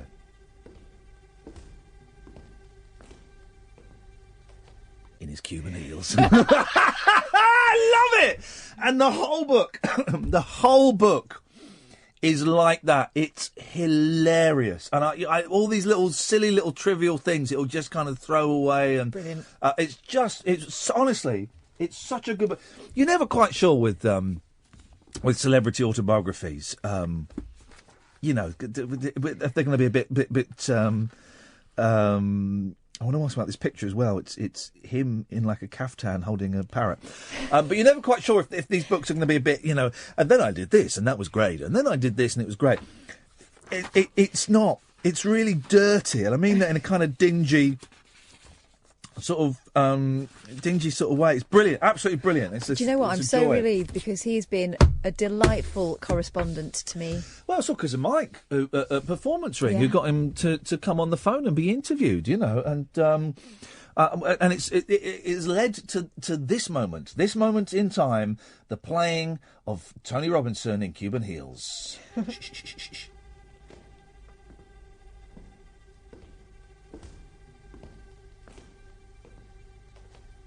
We'll try and get him to recreate that on Monday. Can I just point out, so that kid did nothing in the movie, because they dubbed his singing as well. That's not the movie, that's from the stage play. That's from the 1960 stage play. Oh, OK. Then there was a 1963 stage play, then that in London, in the West End, and with Seacombe. Then that transferred to Broadway, and of course, who played the Artful Dodger in the Broadway version? He was Phil Collins. No. He was on the. He did play him. Yeah. No, he was. And the cast of the Broadway musical, including this young man, appeared on the very same episode of the Ed Sullivan Show that the Beatles played on, that blew the world apart. Davy Jones, of course. David Jones was the Artful Dodger. And then, of course, he went on to be the Monkees, and Tony Robinson went to be in Blackadder. So, but I'm not misremembering that Phil Collins was the Dodger at one point, wasn't he? Yeah, I think so. I know he was Uncle Ernie when they did the Tommy the musical in about 1989. Because didn't his mum used to run a stage school? Yeah. Oh, he was a stage school kid. I've not got round to reading the Phil Collins book. Well, he's not written back to us. No, so he can stick it. Andy. How are you, Ian? Hello, Andy. How are you doing, mate? I'm all right, thank you very much indeed. What you got for us, boss? Yeah, no, just ringing you up about advent calendars, to be honest. Oh, yeah, go on. Yeah, I mean, when I was a kid, we used to just have the doors that we'd open up and just see the pictures. But now with my two kids, we have, like, little pockets that we have to buy things for and put them things for. And, yeah, it's just kind of getting a bit more of a trial than even you going into central London. When did a picture of a candle or a picture of a donkey behind a door, when did that stop being exciting? Because I remember it being the most thrilling thing in the world when the advent calendars went up. They went up on the, I don't remember in the first house, but when I was 11 we moved. They went up on the door that led to the downstairs toilet. And it was the most thrilling thing in the world, Andy. I know what you mean. It's almost like the magic of Christmas got spoiled by chocolate. Bloody Nestle, isn't it? Nestle and Cadbury's, they ruined it. But it wasn't them at first, was it, with the chocolate advent calendars? They were always kind of dodgy, like... Market chocolate. Doggy-style chocolate. Doggy-style chocolate? Doggy style. Dog chocolate. Doggy style. Well, I quite like the sound of doggy style chocolate. I don't. That sounds disgusting. It's not as exciting as you think. Yeah, no. I tell you, we've got a new thing, right? Because I think it's Swedish. Because we've got my sister-in-law is Swedish, and so she sent us this thing called. Your girls would like this actually. Elf on a Shelf. Oh, got it. Have you got it? Yeah. The Elf on a Shelf. He's called Philip. Ours is called. It's American. Ours is called something like Bruce or something. The boys call it Bruce. You have to name them yourself. And what he does, Andy, right, is you have to, in the morning, you have to find where the elf on the shelf is. And he could be doing push-ups with the dollies. Yeah, spying. It could be reading a book. Sometimes he's naughty and he unravels a whole toilet roll. And the boys... So have you done that before then, Yeah, Kath? for years. Oh, really? Yeah, my sister used to live in America. It's a thing over there, and she sent... I hope the kids aren't listening now, because they think he's real. Literally no one's listening. I've seen the figures. He's been in our household for about 3 Christmases now. Yeah, and Philip, his name is. Okay. The boys call him like something like Bruce Banana or... well, maybe because they've been watching... Here's the thing, Andy. The Incredible Hulk, right? When he's not the Incredible Hulk, what's his name? It's Bruce Banner. Is it Bruce Banner? Doctor Yeah, Bruce but is it Bruce Banner or David Banner? Oh. Because sometimes both are right. Both sound right, don't they? Well, I think that he did change with the programme, you know, in the 80s with Lou Ferrigno. Lou Ferrigno and who's the guy? Oh, God, what's his name? Not Patrick Duffy, but it does look like He looked like him. He played the magician as well in a series called The Magician. Oh, God. Ice Blue Eyes. That's it, yeah, I remember he was a good eyes. actor. He died quite young. Oh, God, what was his name? Oh, that's going to annoy me now. Hang on a minute. David? Hello? Oh. The guy that played the Incredible Hulk, or Dr. David Bruce Banner, in the 80s TV series. I remembered it, David. Stand down, David. Stand down, David. Stand down, David. It was Bill Bixby. Right. He was the only one I ever saw because I didn't watch the bits where he went green. They were too scary. Oh, I used to love it. We used to love the Hulk. And then Mark Ruffalo played him in a film. They do. Anyway, I'm boring myself now. Anything else, Andy? No, that's it, mate. It's lovely to talk to you. Nice to talk to you, mate. Thank you very much. David, stay there. I'll come to you in a second. You'll be up next. 0344 499 1000. This is Late Nights with Iain Lee on Talk Radio. The wild man of late night radio is back. Iain Lee on Talk Radio. We have ways of making you talk. 0344 499 1000 is the telephone number. David! Hello, Ian. Hello, David. What you got for us? I've rang in a couple of times now. I'm a paranormal investigator, and on both occasions, your assistant, Lady Catherine, has inquired about whether I've witnessed a succubus. Well, is this David Babcock? David Babcock, yes. Can I just raise... Babcock. Babcock. David, I always struggle with your... I don't know. David Badcock. Babcock. Babcock. Sorry, I thought you were Badcock. Who's Badcock? Good cock, Badcock. I've seen that film. Can I just raise one point, and it's really petty, but I'm going to say it. I'm not Ian's assistant. I'm his boss. Well, technically, you're not. Well, but, have you ever met a succubus? Well, I haven't, and I just thought I'd explain what one is if you'd like me to continue. Oh, I know what one is. Oh, I'd love you to continue. Have you ever been covered in ectoplasm? Yeah? Can I just continue, please? Would you answer the question? Well, yes. I knew it. That must have been upsetting. Well, it was very much so. I don't want to talk about it. Badcock? It's a very persistent stain. No. A succubus is a demon in female form, right? Who takes the form... I'm going to eat some nuts while you're talking. Well, you might want to just wait. Oh. Who takes the form of a woman in order to seduce men. Yep. Usually through activity. Through what? Through what? I missed the bit there. The phone went a bit funny. Through what? It was activity. I don't want to say the word. Paranormal Activity, like the series of movies. Sexual. What the heck? Right, and I'll carry on. Yeah. Now, this is where it gets really filthy. Oh.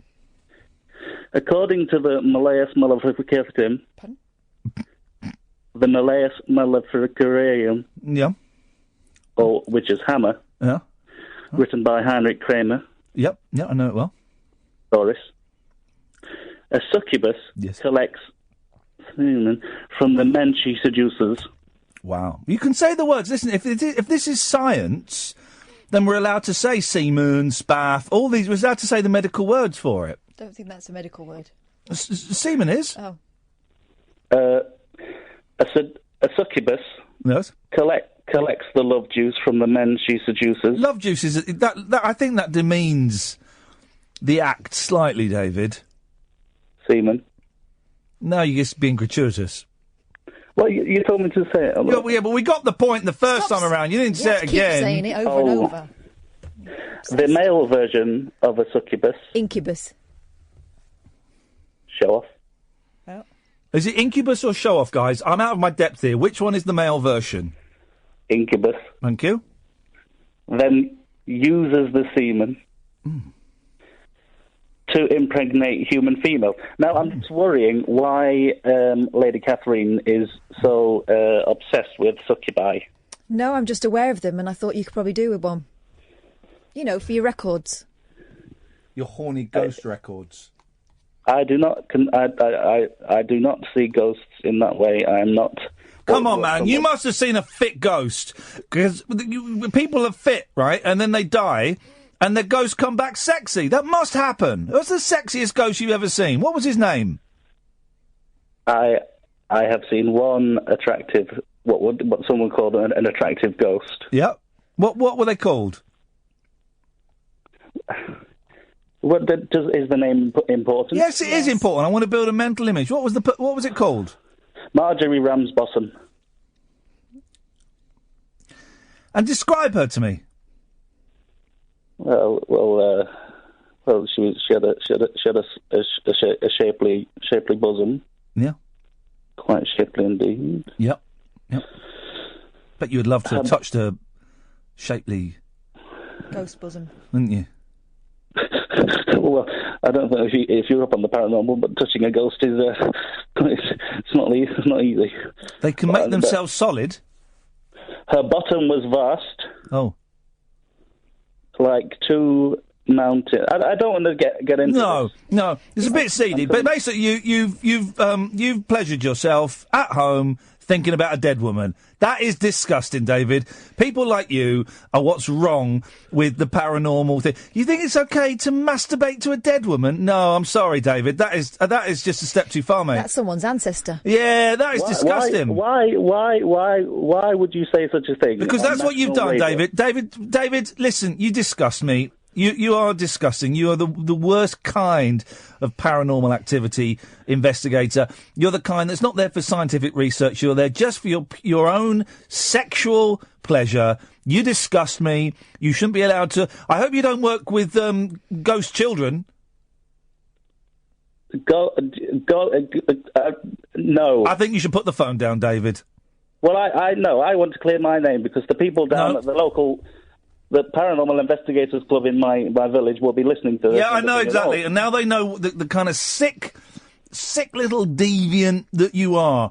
Well, where do you get this from exactly? Because the fact that you lie at home in your filthy little flat, touching yourself, imagining dead women. I'm sorry, I don't wish to continue this conversation. That is disgusting. No respect for the dead there. Respect for the dead. Let her rest in peace. It's like when you go to a cemetery, don't step on the graves. No. When you go ghost hunting, don't start knocking one out to a dead woman. No. It's just not. It really is. It's impolite, isn't it? It is impolite. Absolutely outrageous. I mean, she's a tormented soul. She's not there for his viewing pleasure. Speaking of dead people, Dennis. Good evening. Hey. Hey, you're sounding full of vim and vigour. Well, I was in the Royal Navy, so I've got very able seamen. Oh, for God's sake. Straight in. Why not? Why not indeed, Dennis? What are they going to do? Send you to prison? No, because when I did it, it was always in the dark, so it may have been a ghost. I was doing it with, I don't know. Okay. So, Dennis, what have you called in for tonight, apart from making us all feel uncomfortable? A little bit. Yeah? I ordered 8 boxes of Ferrero Rocher chocolate for the ladies of my family. Classy. And a great big box arrived, massive box, nothing on the inside, nothing on the outside, no paperwork, with 14 boxes of bloody... Oh. Gosh, when did you become the ambassador? Well, no, I got on to him like the decent bloke I am. I said, I'm only paying for 8. I said, send me a box and a return slip, and so she said, right, she went away. The boss said, you can't return them because now we can't sell them on. No. So would you accept them as a gift? Oh. You must be daft. Of course I will. So all my people are going to get double boxes this year. And it's not cost me a penny. Did you pay for any of them? Did you get them all free, or just the extra ones free? No, as far as I know, I paid, I think, £132 it would cost to me. Sorry, what? £132 on Ferrero Rocher? Yeah, well, anyway. No wonder you got that many free. Jeez. Hang on a minute. I looked in the bank balance. They paid the thing in and then taken it out straight away back to me. Oh. So as far as I know, I've paid nothing. I don't mind paying for the 8, but I'm not paying for 24. £132 for 8 boxes of Ferrero Rocher? Yeah. That seems a lot of money. £6 odd. But 80... Well, hang on. £6? Get your calculator out, Iain. Hang on a minute. Let me get my cut. So... Hang on a second. Divide 132 by 24. You bought 8? I only ordered 8. Well, that's £1,000. I've done. Hang on. No, it's 132 divided by 8. That works out at £16.50 a box. You put in. Whatever it was, that's what they were charging anyway. How many are in a box? They came in 3s, but there was never less. What you mean? How many? 25. 25 Ferrero Rocher in each box. That works out at 66 pence per Ferrero Rocher. That's I wouldn't insane. be surprised. They're very expensive. Well, yeah. Where did you get them from? Garrard's. No, I got them from Amazon. Anyway, I looked at my bank balance and they'd taken the 132 and immediately put it back. Well... Keep your fingers crossed, Dennis, because maybe they've done a nice thing. Maybe you got them all for free. That'd be good. I mean, a couple of years ago, I bought an expensive watch during Black Week, and there's something like £200 odd for the watch. It came down to 110, 130, something like that. Yeah. And they accepted my thing and everything. I agreed, I bought it, and never charged me for them. Wow. Who are you leaving your watch to? Oh, my children, I should think. Can I ask, Dennis? I've got that many watches. After speaking to David Babcock... Yes. And you keep getting stuff and no one's charging you. Yes. Are you a ghost? No, I'm not. Maybe you died like 10 years ago and you and I don't know. I shouldn't think so. The fun I'm having at the moment. There's no way I'm dead. Wow. I spent a gorgeous 10 days in hospital. Oh, no. Please. Four of us in a room. I was the only sane one there. Wow, that's terrible. The 3 were crackers. Well, you think that. Yeah. Oh, but they were talking in the middle of the night. I was laughing my head off, listening, talking to each other. Well. They're saying, one fellow said, I've been in here 16 days and nobody's come to see me. I said, you bloody fool, you only came in last night. No, well... And another one said somebody'd stolen everything. He was 93 and somebody'd stolen his motorcycle. Oh. Well, Dennis, if you're the sane one in there, God help us all. I know. Nice to talk to you, mate. Take care. 0344 499 1000. Unmissable late night radio with the original king of unconventional conversation. Make contact with Iain. Late night Iain Lee on Talk Radio. We'll get you talking. Evening, dear listener. 0344 499 1000.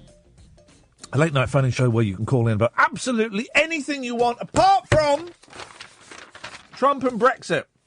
Because it's boring, man! Unless, here's the challenge for you old guys. And it is mainly men that want to talk about Trump and Brexit. Unless you can say something completely new and original that so far has been missed from the debate. You can't. 0344 499 1000. And some people have got in touch recently, and I kind of agree with them, with caveats, that the show's got a little bit heavy recently. I hope you would think that tonight's not got heavy. I'm trying. It's still really early days for the show. Sorry, I'm sucking on some nuts. It's still really early days for the show, and I'm still finding April, May, June, July, August, September, October, November. It's still only 8 months, 8.5 months. So I'm still kind of getting my bearing as to what the show is, and sometimes we're heading in the right direction, then we veer off to the left a bit, and I have to kind of recalibrate, and we head in the right direction, then we veer off to the right a bit. And it has been a bit heavy recently, and that's not a bad thing. That's not a bad thing. That's not criticism of any of the callers or anything like that. It's partly got a bit heavy because I feel like absolute tosh at the moment. I feel terrible at the moment. Absolutely terrible. But I am aware that you lot don't want to hear about that every single day, because that isn't, that's boring. Every single day, oh, my life is miserable. No. Well, at the moment I am miserable, and, getting out of bed is an effort. But perhaps I've been banging on about that a little bit too much, and that's absolutely fine. So we're going to try and find a better balance. I'm not going to, if people want to phone in and talk about being depressed or being an alcoholic or whatever, fine, you're all welcome. The thing is, okay, everybody is welcome to call in this show about absolutely anything they want. There are very few reasons that we would turn people away. And in a year's time, we'll have a lot more callers, and it'll be a bigger pool of people, and there'll be more stories, and Kath can be a little bit more creative in terms of when she kind of racks up callers for me and who she will suggest should go after and before other people, and becomes a bit more of a patchwork bedspread. A little bit lost in that metaphor. So it's still really early days, and we're still we could still do with more callers, even though this show gets more callers than any other show on Talk Radio by a country mile. We could still do with more. So if you don't like it, stick it up your bum, basically, is what I'm trying to say. I don't know what I'm trying to say. I'm trying to say that it has been quite heavy recently. I have been aware it's been quite heavy recently, and I've been questioning what to do about it and how to shape that and how to shape my head and all these kind of things. And the answer is I don't have an answer. But I still think that this show is the best thing that's on the radio at this time of night. Totally unique. And someone else said to me, well, they like the show because they don't know what they're going to get when they turn it on. Whereas with other radio stations, thank you, Kev, you know exactly what you're going to get. Come back in a little bit, yeah. With other radio stations, you know exactly what you're going to get when you turn it on. You're going to get black cabs, you're going to get Brexit, you're going to get, the NHS, those kind of things. And by treading a new path and a unique path and a lonely path, I'm not always going to get it right. And you're not always going to get what you want. But I'm okay with that. You okay with that? Yeah? Good. All right. We'll continue. 0344 499 1000 is the telephone number. Ben! Ben. No, I'm Ben. You're Ian. That's correct. Yeah, hello, Ian. How are you? I love it. I love that when that happens. When it happens quite a lot on phone-in radio. When the call, you go to call, and we'll go to Richard now. Hello, Richard. Hello, Richard. No, it happens so much. It's one of my favourite phenomenons. Dun, dun, dun, dun, dun, on phone-in radio. So don't feel silly, even though it's a silly thing to do. Yes, Ben. What have you got for us? Was that a weird subconscious thing? Because last time I spoke to you, you mentioned my friend Richard. It's Boomhauer Ben. Oh, it's Boom! Can we put after his name? Can we type Boomhauer, please? So I remember. I had this will mean nothing to you, but I was kind of in a silly band called Boomhauer X, and we played like classic rock songs sung in Japanese by a Japanese girl, and we had a horn section, and Ben was was part of the horn section. And last time we spoke, I think I had a rehearsal with Spencer and Matt, the other people in the band, the next day or 2 days after. And we were looking at pictures of you on Facebook. Oh God. Yeah, I know. Yeah, I know. That's the thing now. That's one of the many problems. Dan and Kyle, stay there, I'll come to you in a bit. That's one of the many problems of the world now, is you can mention someone's name and within 30 seconds you can see pictures of their kids and pictures of them as children and find out. And because I think Matt, the drummer, is friends with you on Facebook, so he was showing us what you've been up to. How you doing, man? You all right? I'm very well, man. I'm very well. And, so what did I phoned for a reason. No, it doesn't matter. We don't need a Well, reason. maybe I should be phoning with no reason, and maybe that's the way forward. Well, it's what I'm trying to cultivate with this show, because people often, when they phone in, they feel they've got... I heard someone, I was listening to James Whale on the way in, and then when it went to some adverts, I flicked over to LBC, and Clive Bull is on there, who is an absolute hero to me. I think he is the best radio broadcaster in this country. And just as I got out of the car, I was getting out of the car, this guy, we were talking about the NHS, and this guy said, well, Clive, I'm a paramedic, and I've called in with 9 points to make. And Clive Bull went, 9? You've got 9 points? I went, yes, I've got 9 points. Shall I continue? And there's nothing worse. When people, this is why people do it. People say, I've got 3 points, I've got 5 points, I've got 4 points I want to make. And what that means is they've now set out their stall so that it makes it harder for the host after 2 to go, well, thanks for calling, let's go on to our next caller, because it then makes the host look a little bit rude. And people do it to me, and I will still cut them off. I don't care if I look rude or not, but It's a weird thing that people think, I've got to have points. Or sometimes you'll get people that have written it down, what they want to say. Oh, God. And they read it.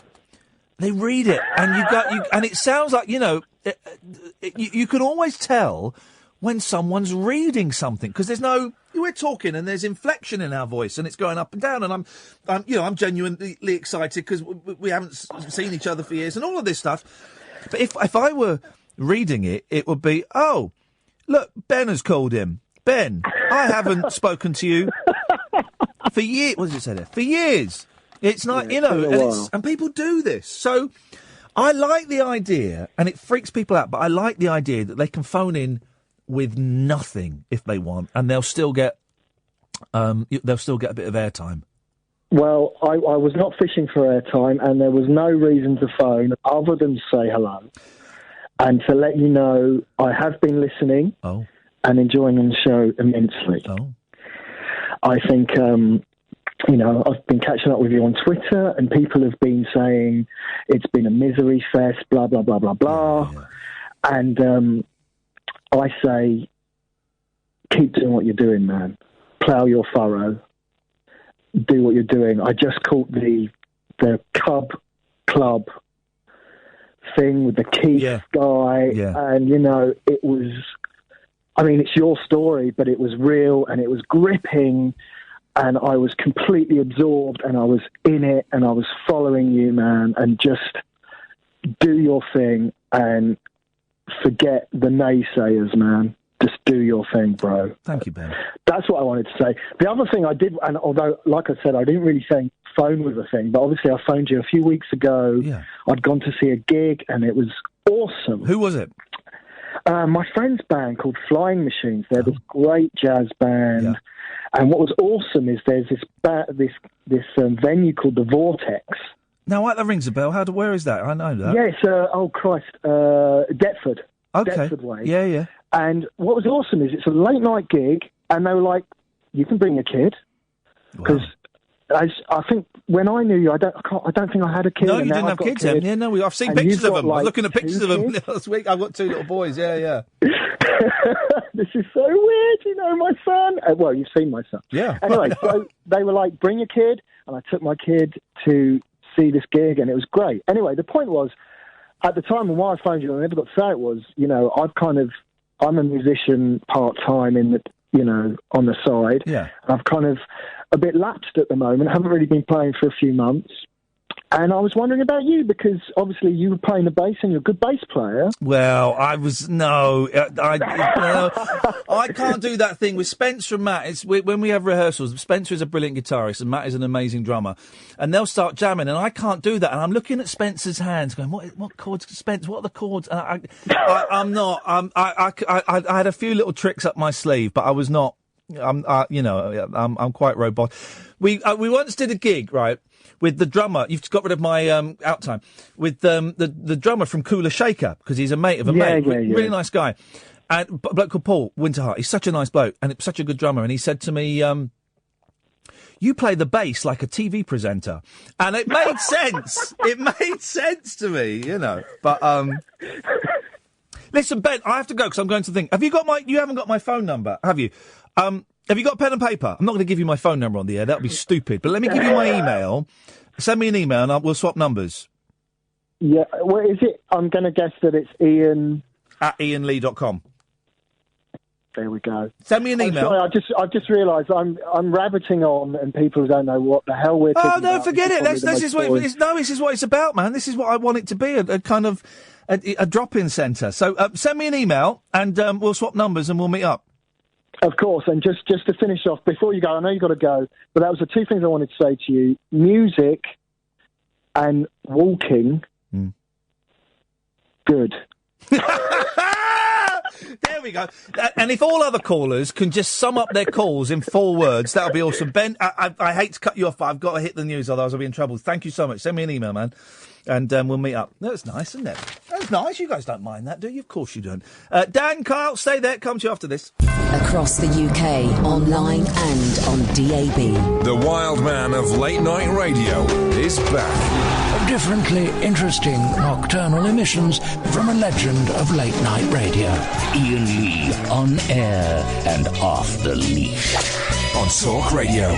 We have ways of making you talk. Hi there, nice to be with you. Happy you could stick around. Like to introduce Legs Larry Smith, drums. And Sam Spoon's rhythm pole. And Vern Dudley Bohay Knoll, bass guitar. And Neil Innes, piano. Come in, Rodney Slater, alto saxophone. With Roger Ruskin Spear on tenor sax.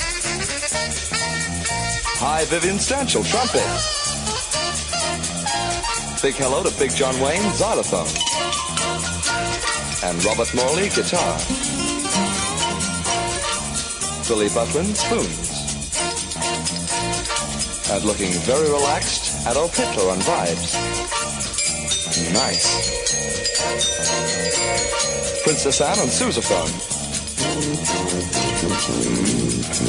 Introducing Liberace clarinet. With Garnet Ted Armstrong on vocals. Lord Snooty and his pals tap dancing. In the groove with Harold Wilson violin. And Franklin McCormack on harmonica. Over there, Eric Clapton, ukulele. Hi, Eric. On my left, Sir Kenneth Clark, bass sax. Great honor, sir.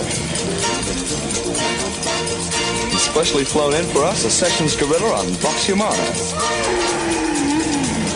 Nice to see Incredible Shrinking Man on euphonium. Drop out with Peter Scott on duck call. Hearing from you later, Casanova on horn. Yeah, digging General de Gaulle on accordion. Really wild, General. Thank you, sir.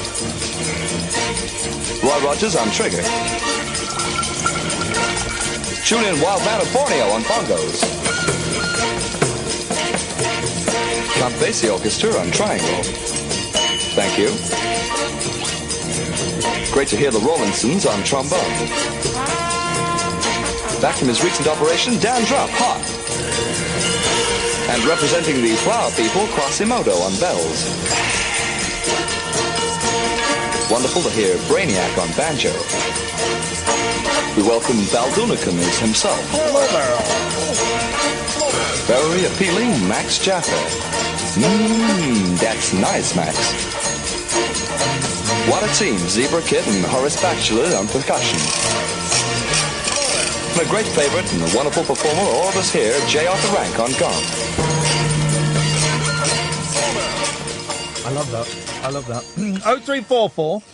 That's the Bonzo Dog Doodah Band. The Neil Innes is coming on at some point. I keep emailing back and forth with his wife, but we'll get him on at some point. Boy, oh boy, wouldn't it have been a joy to have interviewed Viv Stanshall? That would have been absolutely marvellous. Last hour of the show, Late Nights with Iain Lee on Talk Radio, 0344 499 1000. We've got some calls lined up, but now will be an excellent time for you to call if you want to get on the air tonight. Lion! Hello. Hello there. Hi, how's it going? Yeah, good, thank you. Good. I've got a question for you. Yes? Have you ever heard of fracking? Yes.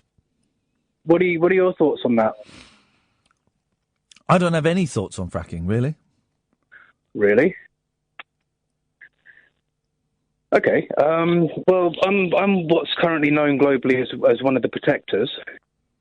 Okay. Currently, I'm taking a night off at a friend's house because of the, weeks and weeks I've spent out in cold temperatures and protecting the land from drillers, basically. Right. I don't know if you're aware that they've got quite a few planned sites in this country where they want to drill through potentially aquifers and inject chemicals into the ground, which potentially will cause not just water pollution. This is states, it happened in Canada, it happened in Australia, and when they've done it, it caused methane to seep out the ground. In Australia, the Green MP's Jeremy Buckingham's actually set fire to a river. I thought that was a myth, the setting fire to a river. No, that has happened. Right. Currently, I'm part of a campus called Leith. It's on Leith Hill, which is in Surrey. Okay, because I've got the Guardian here. The headline on the Guardian: "River on fire in Greens MP's video is natural, not fracking." I don't know. I don't know anywhere else in the world where you get natural methane seeping out of a river. Who are the CSIRO? CSIRO. I've never heard of them. Okay, let me stay there. Let me CSIRO. Let's see what that stands for. The Commonwealth Scientific and Industrial Research Organisation. Okay. The CSIRO has defended its independence after a Greens MP whose footage of burning methane on a Queensland river went viral accused the government-funded research body of making excuses for the coal seam gas. Jeremy Buckingham, a member of the New South Wales Parliament's upper house, posted the video which showed him lighting the surface of the river with a barbecue lighter.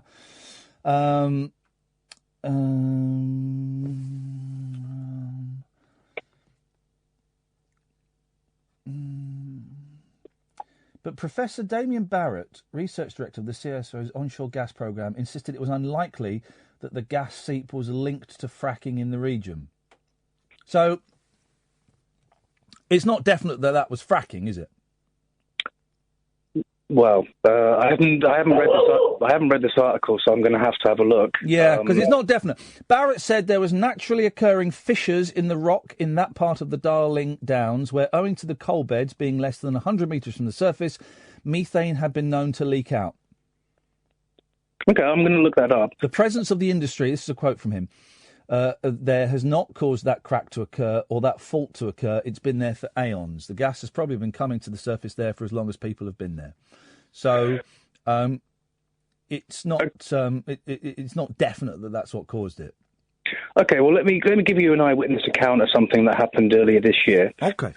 I don't know if you've heard of the Gatwick Gusher. But will you accept that the evidence that you've just given me, as in your list of evidence, is actually open to debate? It's not a fact. I'm going to have to do some more research. But one of the first things that you mentioned to me, is not a fact. Well, I was under the impression it was. So Okay. let me go on to let me give you some. But within eyewitness accounts. within 30 seconds of you saying it, it's something I've remembered in the back of my head, and I've gone to The Guardian, and it's totally brought that into question. Did you not think of Googling it? Well, I'm only going on the latest information that I've got. From and whom? like I said, from the research that I've been doing. What research have you been doing? Plenty. Tell me what. I've got internet. I keep up to date with a lot of the literature coming out of both the scientific community and from. So your social research media. is the internet, but yet you didn't find the first thing I found when I typed it was this article in The Guardian. You didn't find that. Like I say, I've got first-hand eyewitness accounts from Horse Hill. No, but I'm just saying that you've cited 3 or 4 examples of why fracking is bad. As I said, I have not really got any feelings towards fracking, so I'm not coming from a pro-fracking argument or an anti. I've not really made my mind up. I've not really given it that much consideration. But one of the first things that you cited as a reason for fracking being terrible, within 30 seconds, I've put a massive question mark over it. So I thank you for the new information. I really do. But can I please go on to give you the eyewitness account? Well, in a minute, because I just you need to accept that. Are you going to go on to any more radio shows or talk to any more people and cite the burning river as an example of why fracking is so bad? Well, now I have this information. Of course, I'm going to have to go and do some more research, and I'm probably not going to. I'm not going to say anything to anyone about this until I've actually confirmed or denied what you've just said. You're not going to say anything. You're not going to talk to your anti-fracking friends about it. I'm going to, yes. If what you say proves to be correct, of course, I'm going to share this information as widely as I can, so that we don't look stupid when trying to talk to this stuff. Obviously, we want to be something. Okay. All right, so go on. You said that you've seen evidence of why fracking is so bad yourself. There was a site at Horse Hill, which is less than 2 kilometres away from Gatwick Airport, which is, it's underneath, pretty much underneath a flight path. Yeah. And when they were doing the flow tests there, the beginning of the year, we were there to protest. Yeah. And I'd gone there to, raise awareness that this is onshore drilling and it's happening. And one thing I was not prepared for was to walk through a cloud of a noxious gas, which made me sick. Right. It made other people sick. It induced nosebleeds in the local community. We had water coming out of the ground and then disappearing again, which we still can't explain to this day. What do you mean water coming out of the ground and disappearing again? Water was coming out of holes around the site, and at one point it was disappearing. Like, it was coming out of a hole, and then within a metre of where it was coming out, it was disappearing into the ground again. Very unusual water features for the area, not some stuff that people have never seen before. Yeah. We've got all this documented and videoed, so it's like I can prove what I'm saying. We had a police officer report to the Environment Agency that they could smell this smell coming from this area, and when we phoned the Environment Agency, they told me personally that they had a 10-day turnaround on sites like this. Well, hopefully what they'll do is they'll learn from any mistakes that were made, and make sure that that doesn't happen in the future, that smell doesn't happen in the future. Because are you saying this is reported at every fracking site? Well, the thing about Horse Hill is that they say it wasn't fracking per se, hydraulic fracturing. They were using many meters of cubic meters of a green fluid, which is corrosive. We believe it's hydrochloric acid. But you don't know. We've asked for freedom of information requests. They're very touchy about what they. Oh no, you have to. Well, the freedom of information, as someone who's worked at the BBC, you have to keep asking. Hmm. You have to keep. We asking. are on this. Well, yeah, but you don't know for sure that that's what it is. So were they actually fracking there? The government's definitions of the term fracking have changed so that they can do below a certain. Right. Were they fracking there or not? They say that. Your phone keeps you're lying, and I'm that's what you've chosen to call yourself. Then that's fine. Your phone keeps going, so I'm losing you. Were they fracking there or not? They say that they weren't. Right. Okay. Tell me something about fracking. Tell me something you've seen where people have been fracking, and you could, because if they weren't fracking, then what's that got to do with fracking? Well, it's onshore oil extraction for a start, and the fact that this came up from the ground and we could smell it we could detect it on a combustible gas But detector it wasn't a mile away. fracking. They weren't fracking. Tell me about something you've seen where fracking is concerned. West Newton in Yorkshire. I personally wasn't there, but I've heard reports from many a protector. Of where? And from West Newton. Yep. In Yorkshire. Yep. The Environment Agency actually admitted to 12 different faults at that site, breaches of the Environmental Agency's own permits and remits. And people there could smell a similar thing rolling across the landscape, coming in clouds, coming in waves, a similar set of symptoms that were being experienced. Yep. From locals and protectors alike. They were flaring on this site, Horse Hill. They were cold venting, and they could still smell this. They could still experience this. The first time that fracking happened in this country, Precy Hall was an army base, and it caused an earthquake in Lancashire, which rippled for quite a. How do you know that caused an earthquake? How do you know it caused an earthquake? Because they admitted it. It's on the internet. They admitted that. Who admitted it caused an earthquake? I believe it was the company itself. Okay, I might be wrong with that information. Well, it's quite important information. Where was this earthquake? Priest Hall, Lancashire, and it was admitted by the company. I wouldn't like to give the wrong name. You've just said that the company admitted it. And you're right. Quadrilla. Hang on, let me get this up. This is the Telegraph. Hang on a second. The internet's going. I believe it. Yes. Quadrilla admits drilling caused Blackpool earthquakes.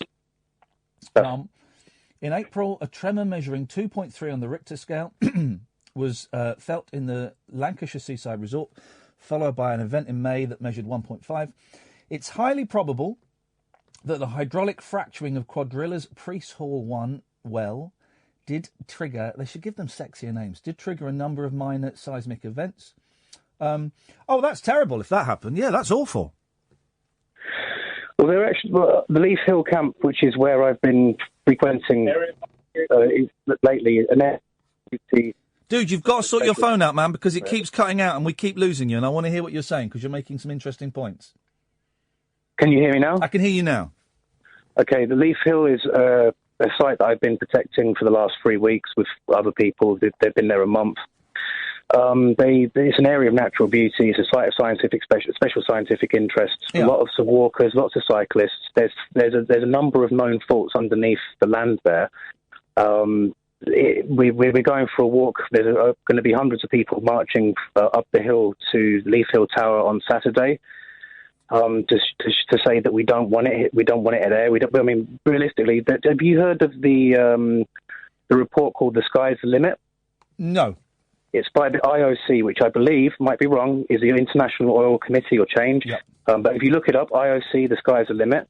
This came off the back of the Paris Climate Accord, the meeting we had last year. All the leaders of the world. They have brought up all the information on what we have in reserves now, as in what we've already tapped into in terms of gas, coal, oil, and concrete projected emissions from these things. And that what they found is that even if we don't put any more holes in the ground anywhere on the planet, and we use what we've already got, we're going to go past 2 degrees of warming, and that's going to be catastrophic. Oh yeah, that's terrible. And we've got a president who thinks that 1 minute he thinks that climate change is just natural. The next minute he says, "Oh, maybe there's a connection." Here's the thing I don't get. I don't get why people don't like the wind turbines. I know they're not as efficient as perhaps they will be in 10, 20 years' time. But I think they look magnificent.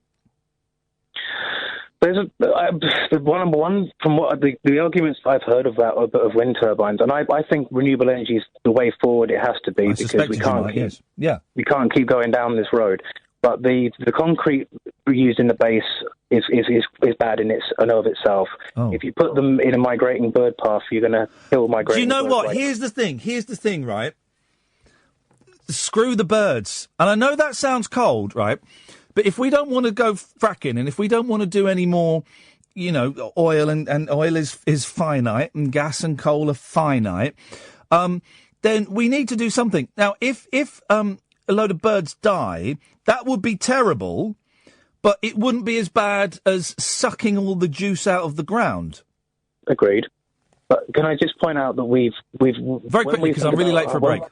When we think about hydropower, we think about dams. Now, I don't. I think about wave capture. That's what I think about. Brilliant. Straight away, boom, wave capture. You get the machines out in the sea, capture the waves, bishy bashy boshy. Lion, I've got to go. Thanks for calling. Call again, won't you?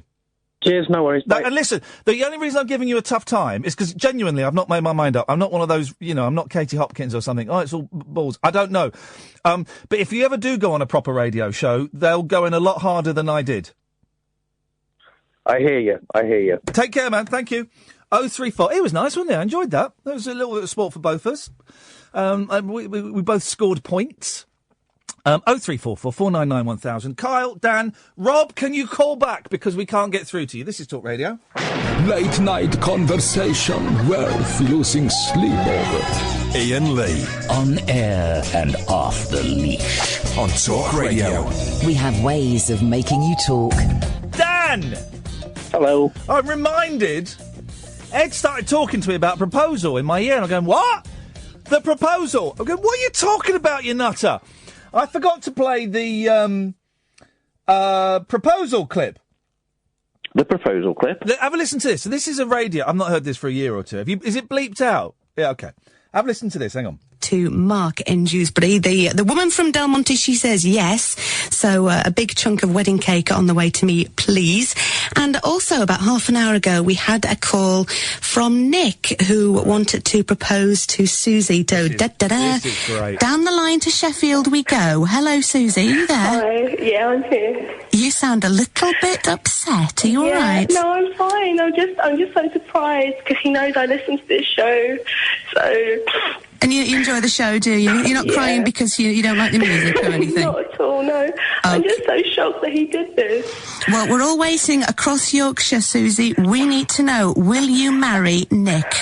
Oh, I thought he'd do this because, I've been thinking about it for such a long time. But if you're listening, Nick, and I know you will be, Nick, I love you so much.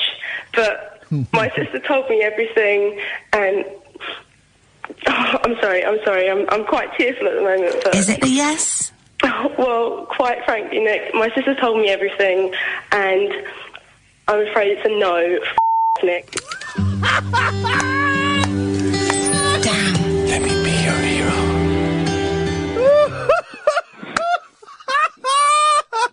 Isn't that delicious, Dan? It could only have been improved by going, this is hot. Oh, it's so good. I love it. I love that clip. I haven't heard that for over a year, because I was at the BBC when we played it. Oh, that's absolutely delicious. Absolutely delicious. Dan, what do you have for us this evening? I wanted to talk about Brexit and Donald Trump and old sweets. Ah! Yeah, I've got this new take on it. You know Panda Pops? Remember Panda Pops? Oh, for God's sakes. Really? You're going there? No, remember Panda Pops? You used to get your blue raspberry, yes, green cola, and all that. Yeah. They don't do the fizzy drinks anymore. What, Panda Pops don't do the fizzy drinks? They don't do fizzy drinks. They're all healthy drinks, orange juices and apple juices. Good. No lurid numbered. Good for them. Yeah, it's all because of Europe, isn't it? Yeah, they wouldn't let any of that. What on earth are you talking about? What I'm saying, right, is that Brexit can only be good for number filled drinks. Oh, yeah. Hang on a minute. New tactic. Yeah. So you've got these number filled drinks, and then there's this market for this British company. Oh. Now we're freed from the evil shackles of Europe. Yeah. And who could we trade with? The Americans. The Americans, led by an orange-faced, numbered-faced man. Here's the thing I didn't get. Let's just Trump for 1 minute, right? Here's the thing I didn't get. When he kept saying, before he got voted in, that if he got voted in, it will be Brexit plus. What does that mean? Plus. Surely the phrase to indicate something to be more powerful is it'll be Brexit squared, or it'll be Brexit cubed, or it'll be Brexit to the power of 10. Brexit plus. Brexit plus means Brexit plus. But Brexit, super Brexit, mega Brexit. We got a massive Brexit sale going on in the States. Brexit plus, that doesn't mean anything. It might be like bank holiday Brexit, where we seem to be going into it much like a furniture shop on a bank holiday, and it's like, it's just the way we're going now, isn't it? Every day's a bank holiday in carpet and furniture shops, because they've always got a bank holiday sale on. Hang on a minute, now it sounds like we're doing bad stand-up material from the 80s. How about I read something to you? Yeah, please do. A North MP was left red-faced last night after accidentally giving his support to National Fetish Day. Oh. Organisers revealed Ronnie Campbell had promised to wear purple to support a day of awareness. What was his name? Ronnie Campbell? Campbell. Okay. Yeah. The MP for Blythe Valley, Northumberland, withdrew his backing after the Sunday Sun explained the kinky connotations of the word fetish, which he was not aware of. He didn't know the word fetish? Yeah, he revealed he thought fetish was just another word for worry, instead of a description of people who get their kicks in unusual ways. You confuse fetish with fretting? Fretting, Are you fretting me? You fretting. Unbelievable. This guy sounds like an absolute legend. So did he support perverts or not? Well, apparently he had to wear purple because perverts wear purple, apparently. Oh, well, look at Prince. His reaction, though, when we told him, Mr. Campbell said, "Oh, my God almighty, my God, is that what a fetish is? I thought a fetish was a worrying, like worrying about backing the right horse." What, did they record him? Did they record him? Because that's a very specific quote. There are pictures of him on chroniclelive.co.uk. I'm not looking. You're not looking, I know. Yeah. I am. Oh. Yeah. Yeah. Right. Is it?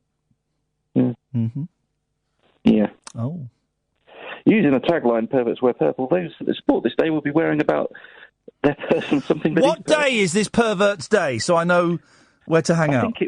I think it was today or yesterday, depending on your perspective. No. Yeah. I missed pervert's day. Oh, no. Next year. Weird. Oh, no, apparently 20th of Jan 2008. Goodbye, Dan. Goodbye. Uncut after-hours conversation for the up-all-night generation. Late night Iain Lee on Talk Radio. We have ways of making you talk. On the line with us right now is Ashley's boyfriend, Chris. Chris, welcome to the show. Oh, my God. And Chris has something he would like to ask you. Chris, are you there? I'm here. Hey. Oh, my God. Oh, my God. Yeah, well, Ashley, we've been together for, 5 years now, and, I've really loved you with all of my heart, and I dreamed of spending the rest of my life with you, and I saw kids, I saw a future, and I felt that way since the day I met you. I guess I just have one thing to ask you then. How long would it take for you to move all of your... I need to take a deep breath here. Can I just have a second to take a deep breath? Yeah, please take a deep breath. I'm kind of freaking out. Hey, Ashley, you're on the air right now. You're live, right? I know, you told me that. She's getting the vapors. Yeah, and this is a very public thing right now. Are you still okay with it? You just said that you wouldn't want a big public spectacle. Well, I'll take it however it comes. Yes, she will. Well, why don't you just take a deep breath and just take a deep breath here, and just let me finish, all right? All right. I guess the big question here that I want to ask you, Ashley, is how long will it take for you to get all your crap out of my house? That's mean. What? Ashley? Ashley, are you there? Is this some kind of joke? No, it's not a joke. How long will it take you? Because you got until Sunday. Ashley, are you there? What is... I don't understand what is going on right now. He's dumping... Really? You don't understand? Ashley, he's dumping you. Hey, why don't you answer a few more questions, Ash? So, seen out twice this week. Twice with Eric. What's that about? Who's Eric, Ashley? He's a good friend of mine from forever ago. Okay, when you say good friend, I just want to be really clear here. When you say good friend, does that mean making out in the corner at a bar? Which is pretty brazen, you know? You go to a bar and you're cheating with somebody who you've been with for 5 years. You would think you would go to like some private location. Go to his apartment at least. What? My friend saw you. I think that's a fake. Do you? Yeah. I think that is a good one. It sounds like a stunt to me because they obviously know that he's going to dump her because he goes to do the line and she talks over him and they stop everything and interrupt. She spins it out a bit longer by saying she needs to catch her breath. Yeah, and the bit where she's going, what is this a joke? That just felt a little bit acted to me. I don't know. I felt that one was. There was a long run up where they were talking to her about how she would want to be proposed to and whether she would want it done in public, and she was saying, "Oh no, I'd not want something like that," you know. Yeah. I think that one's a fake. But the first one, I think, is 100%. Kyle. Evening. You all right? Evening, Kyle. Well, I was going to. Excuse me. No, I'm conscious not to. I've got a cough. Sorry. No, I've got a bit of a cough as well. I've got this. Well, I've told Kath I think I might have some form of throat cancer. That's what I'm genuinely. That's where my head takes it. But you know, a sore throat in like one specific spot for about 4 or 5 weeks. So go to the doctor. Oh, I can't be bothered. But when I'm dead, I'll feel stupid. You can have that gravestone. I told you I was ill. Yeah, exactly. Yeah, but I found like a spot in my cheek in the week, and I was like, well, it's clearly throat cancer. Yeah. It's probably not, is it? It's probably but it might be. Go and get it looked at. It might be. I told you my doctor, because I'm on all this anti-anxiety drug, right? And I wanted her to have a good look at my prostate. I wanted to get a good look at that and check all that out. And she said, well, because you suffer from anxiety, the prostate test they do, it quite often comes back as positive. Positive is the bad one, yeah? Mm-hmm. She said, it quite often comes back as positive, but that doesn't always mean it's positive. Generally they come back as positive, but it doesn't mean you've got cancer. And then you're in the system, and it takes like, a couple of months for it to be checked for cancer and stuff. She said, because you suffer from anxiety, I don't think it's worth putting you through the stress of that. And I'm thinking... Wow, not her decision. I'm thinking, God, she's telling me I've got bum cancer, and, She doesn't want you to worry about it. She doesn't want me to worry about it. Honestly, where's where my head goes. Okay, thanks, doctor. I do think that is a little dangerous, that kind of thought. Dangerous. So, people who have anxiety can't get ill, is that right? Maybe she's just bored of me because I'm there all the time hanging out. Got any spare appointments today? Yeah? What happens if it's bum cancer? How does that work then? Do they give you a new bottom? Well, no, you die. You die of it if you've got it. You it's one of those prostate and what was the one that my dad had? Pancreatic. Well, you get. Am I right with prostate? If you get prostate, I think with they prostate, can fix it. They can. Pancreatic is so far in; it's very difficult to get to. By the time you've discovered it, it's too late with pancreatic. I remember my dad telling me he had pancreatic. Oh God, that was awful. Oh. Anyway, Carl, what you got for us? Well, I can't compete with the fracking man. I was going to ask you about. I noticed the streams once again fell to Crofts. I was so close to Dennis. I was so close, and I didn't get to speak to him. You were on the screen at the same time as Dennis. I can't believe that. You both got strange accents. Oh, hang on a minute. So, they've both got strange accents. Is that why you ordered me out of the room? I struggle to understand what they're saying. What is that? That's not what you're saying. I'm racist or something. I think you're saying northern wrong. You're saying strange. No, they've got strange. Northern, Kyle's got a strange. Northern. You're saying northern. I'm saying strange. Northern is what you're trying to say. No, I'm not. I can say northern. Kyle's got a strange voice. At the risk. Keep out of this, Kyle. His accent is virtually unfathomable. Wow. And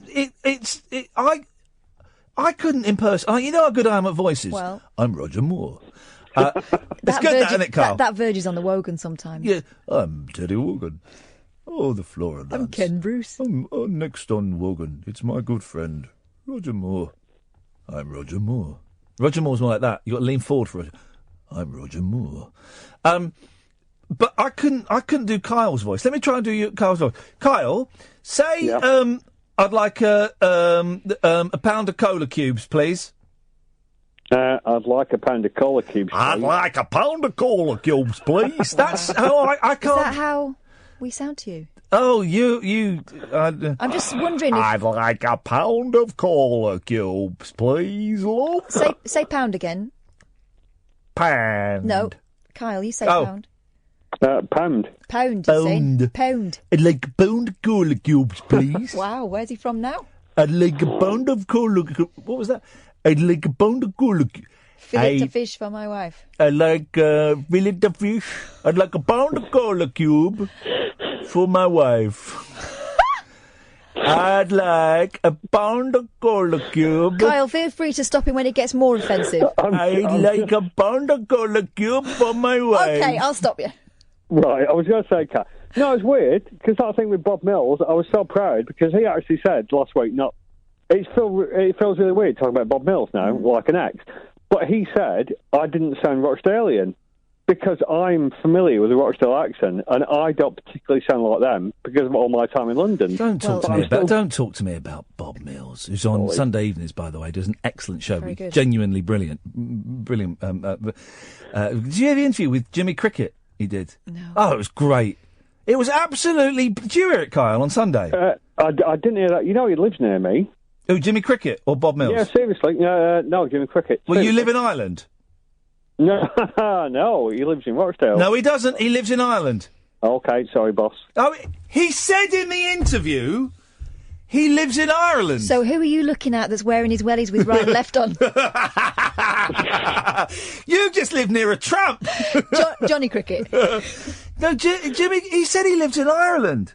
No, he lives... He said he lived in Ireland in the interview. Maybe he's doing it for tax purposes. You're on the air, so I'm not going to say it. But, yeah, he lives about a mile and a half away from me. Prove it. Go round there now.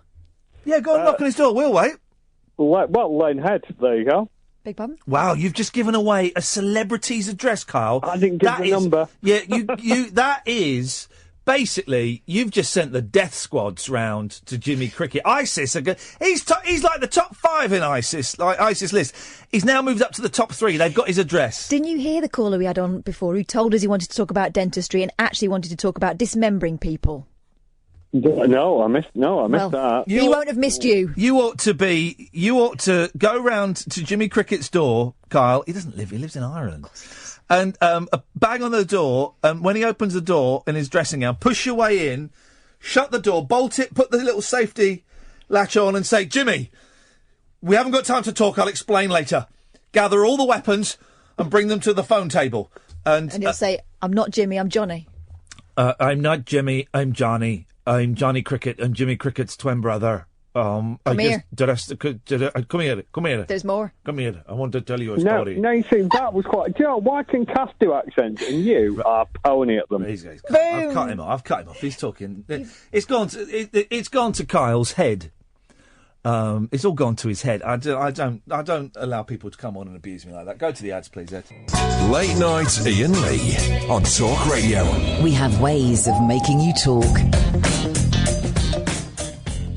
People have, I think rightfully, criticised the show for being a bit dour recently. Tonight's been laugh riot, yeah? It's been... I've been Rolfing all night. The Giggle Factory has been open for business. It'll be closing in about 10 minutes, My guys. chuckle muscle has been sprained. All right. I've seen your chuckle muscle. Eben! Hey, Ian. Hip, hip, hip. Hip, hip, hip. That was... I'm going to be honest. I'm going to be honest, Eben. I'm going to be honest. That was a very, very limp, uncommitted hip, hip, hip. That was almost like a...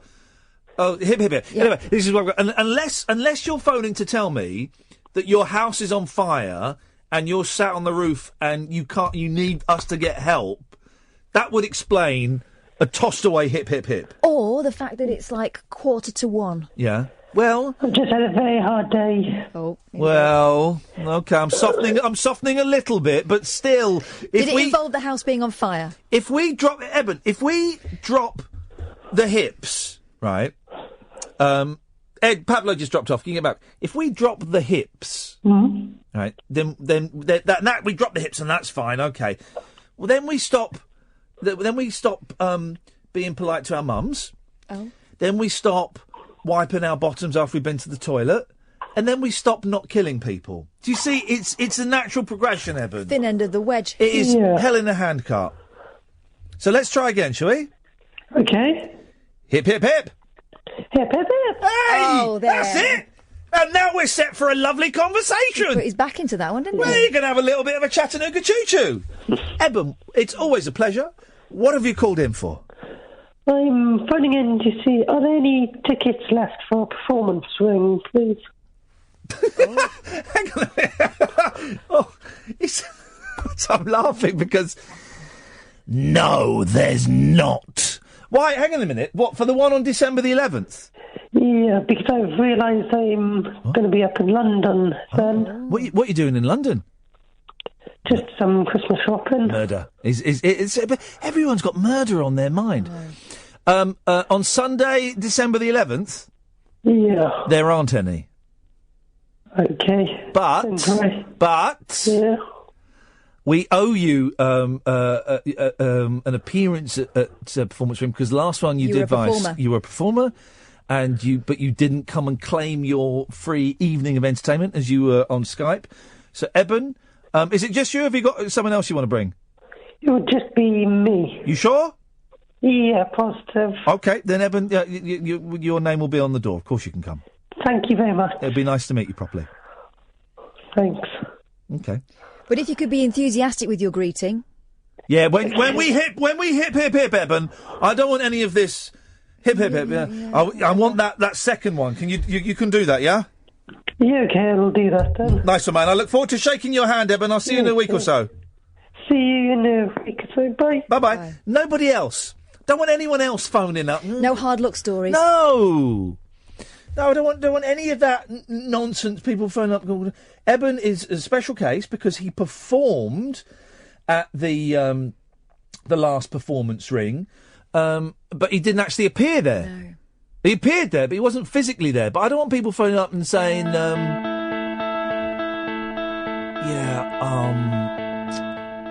I know you've got no tickets for performance ring, but it's my nana. No, not the nana. She died about 15 years ago now, and God, it still hurts, man. I really, it would be just amazing if I could come and blag a free ticket for a sold-out show. It would mean so much to me, and I'd be doing it for Nana's memory. Jog go on, then you can have my ticket. Jog on. No, don't fall for it. Don't fall for the Chasing Cars karaoke version. What if they do this one?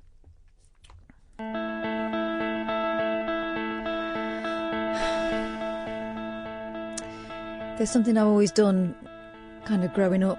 Oh. It's sang and danced with my dog. I used to love watching me sing. Yeah, jog on. Oh. It's not happening. Okay. It's the only person who can get a free ticket now is Robin. She's the only person. If Robin were to phone up and say, she's Swedish. I'm from Sweden. Hello, my name is Robin from Sweden. Ian, I was wondering if I could come to the performance ring with a view of maybe doing a few of my songs at a later date. I know it is so loud, but I would like to come. And I would go, Robin, I'm going to stop you there. Okay. Is exactly what I'd say. If Will Smith came, I'd go, bring it. Yeah. So Robin and Will Smith are welcome. Nobody Everyone else. Organise yourselves better. I need a song that says no. Oh, God, I forgot to tell you about a message I had on Facebook. Tell me about it. Oh, God. Scary one. Oh, after the show last night. Oh, God. Oh, I forgot to tell you. Oh, my days. Come and have a look. Because I'm not going to read it out because it's private. So private, you're going to show me? From Nigel.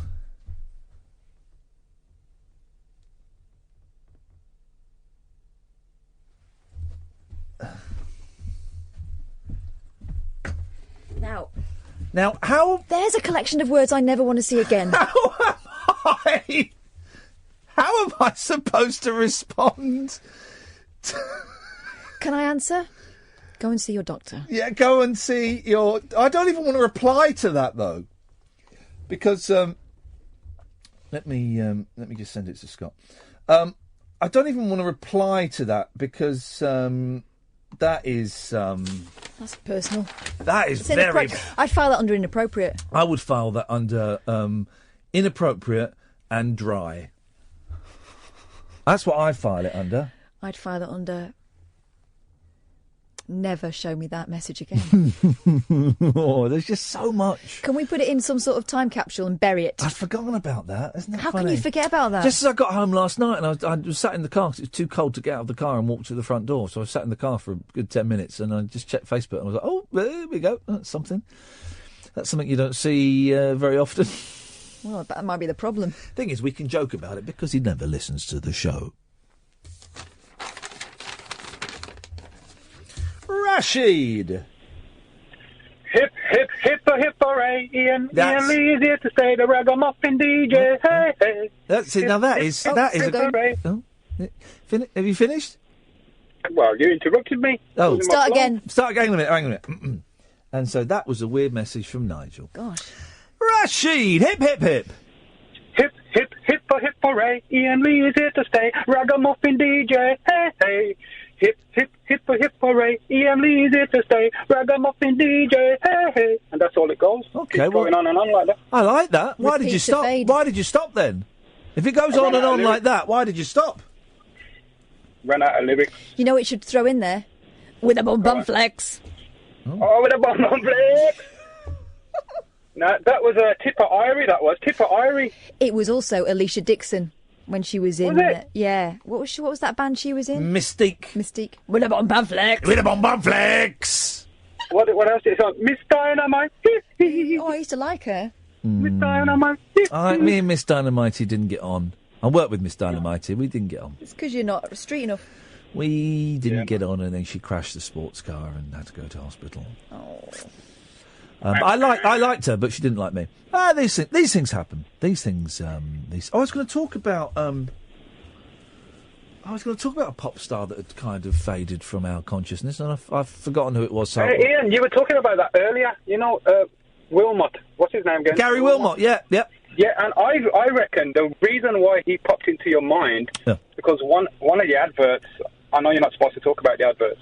The voiceover who's doing it is one of those other child mixed race guys from the 70s, 80s with Derek Griffiths and a moustache. Derek Griffiths.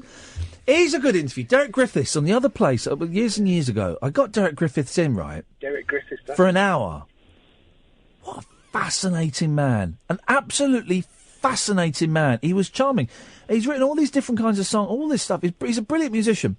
He plays. He's quite often in the bands in like West End shows. He'll be in like the orchestra playing the guitar. And I remember a woman phoned up and said, "Oh, Derek, I used to because you used to live near my mum in Kensington in London." He went, "No." She goes, "Yeah. But my mum used to see you like really early in the morning, leaving your house and getting in your car and driving off in Kensington." And he was like, No, what? I never lived there. It was something was going on. He was brilliant, Derek Griffiths, though. Absolutely delightful. A moustache. Yeah, well, did you know what? And it's funny because the first time I heard that ad, I went to Kath. Hey, Kath, it's Derek Griffiths. I did, didn't I? I recognised the voice straight away. It took me back to the 70s. Do you know what? Do you know what? He was such a good interview. Let's get him on Let's get Derek Griffiths on again because he was in like movies. He's in Up Pompeii with Frankie Howard. Now you're saying that it's all coming back. It's all coming back. I interviewed him about 12 years ago. Let's get Griffiths on. He was fascinating. Floella Benjamin as well. Get Floella Benjamin on there as well. We've tried Floella before. Yeah. She's not the Lord of the Dance. She's like a lord, isn't she, for children's welfare or something. Rashid, we're out of time. That's your fault for singing a stupid song. Let's get Derek Griffiths on. He was fascinating. I can't remember why, but he was just. We had him in for an hour, and he was wonderful, absolutely wonderful. That's it, guys. That's your lot. Tonight we got Will Carruthers on, a bass player from Spaceman 3. Ta-ta. Talk Radio, the 21st century dream team of dialogue, debate and discourse. Talk Radio. Give it some lip.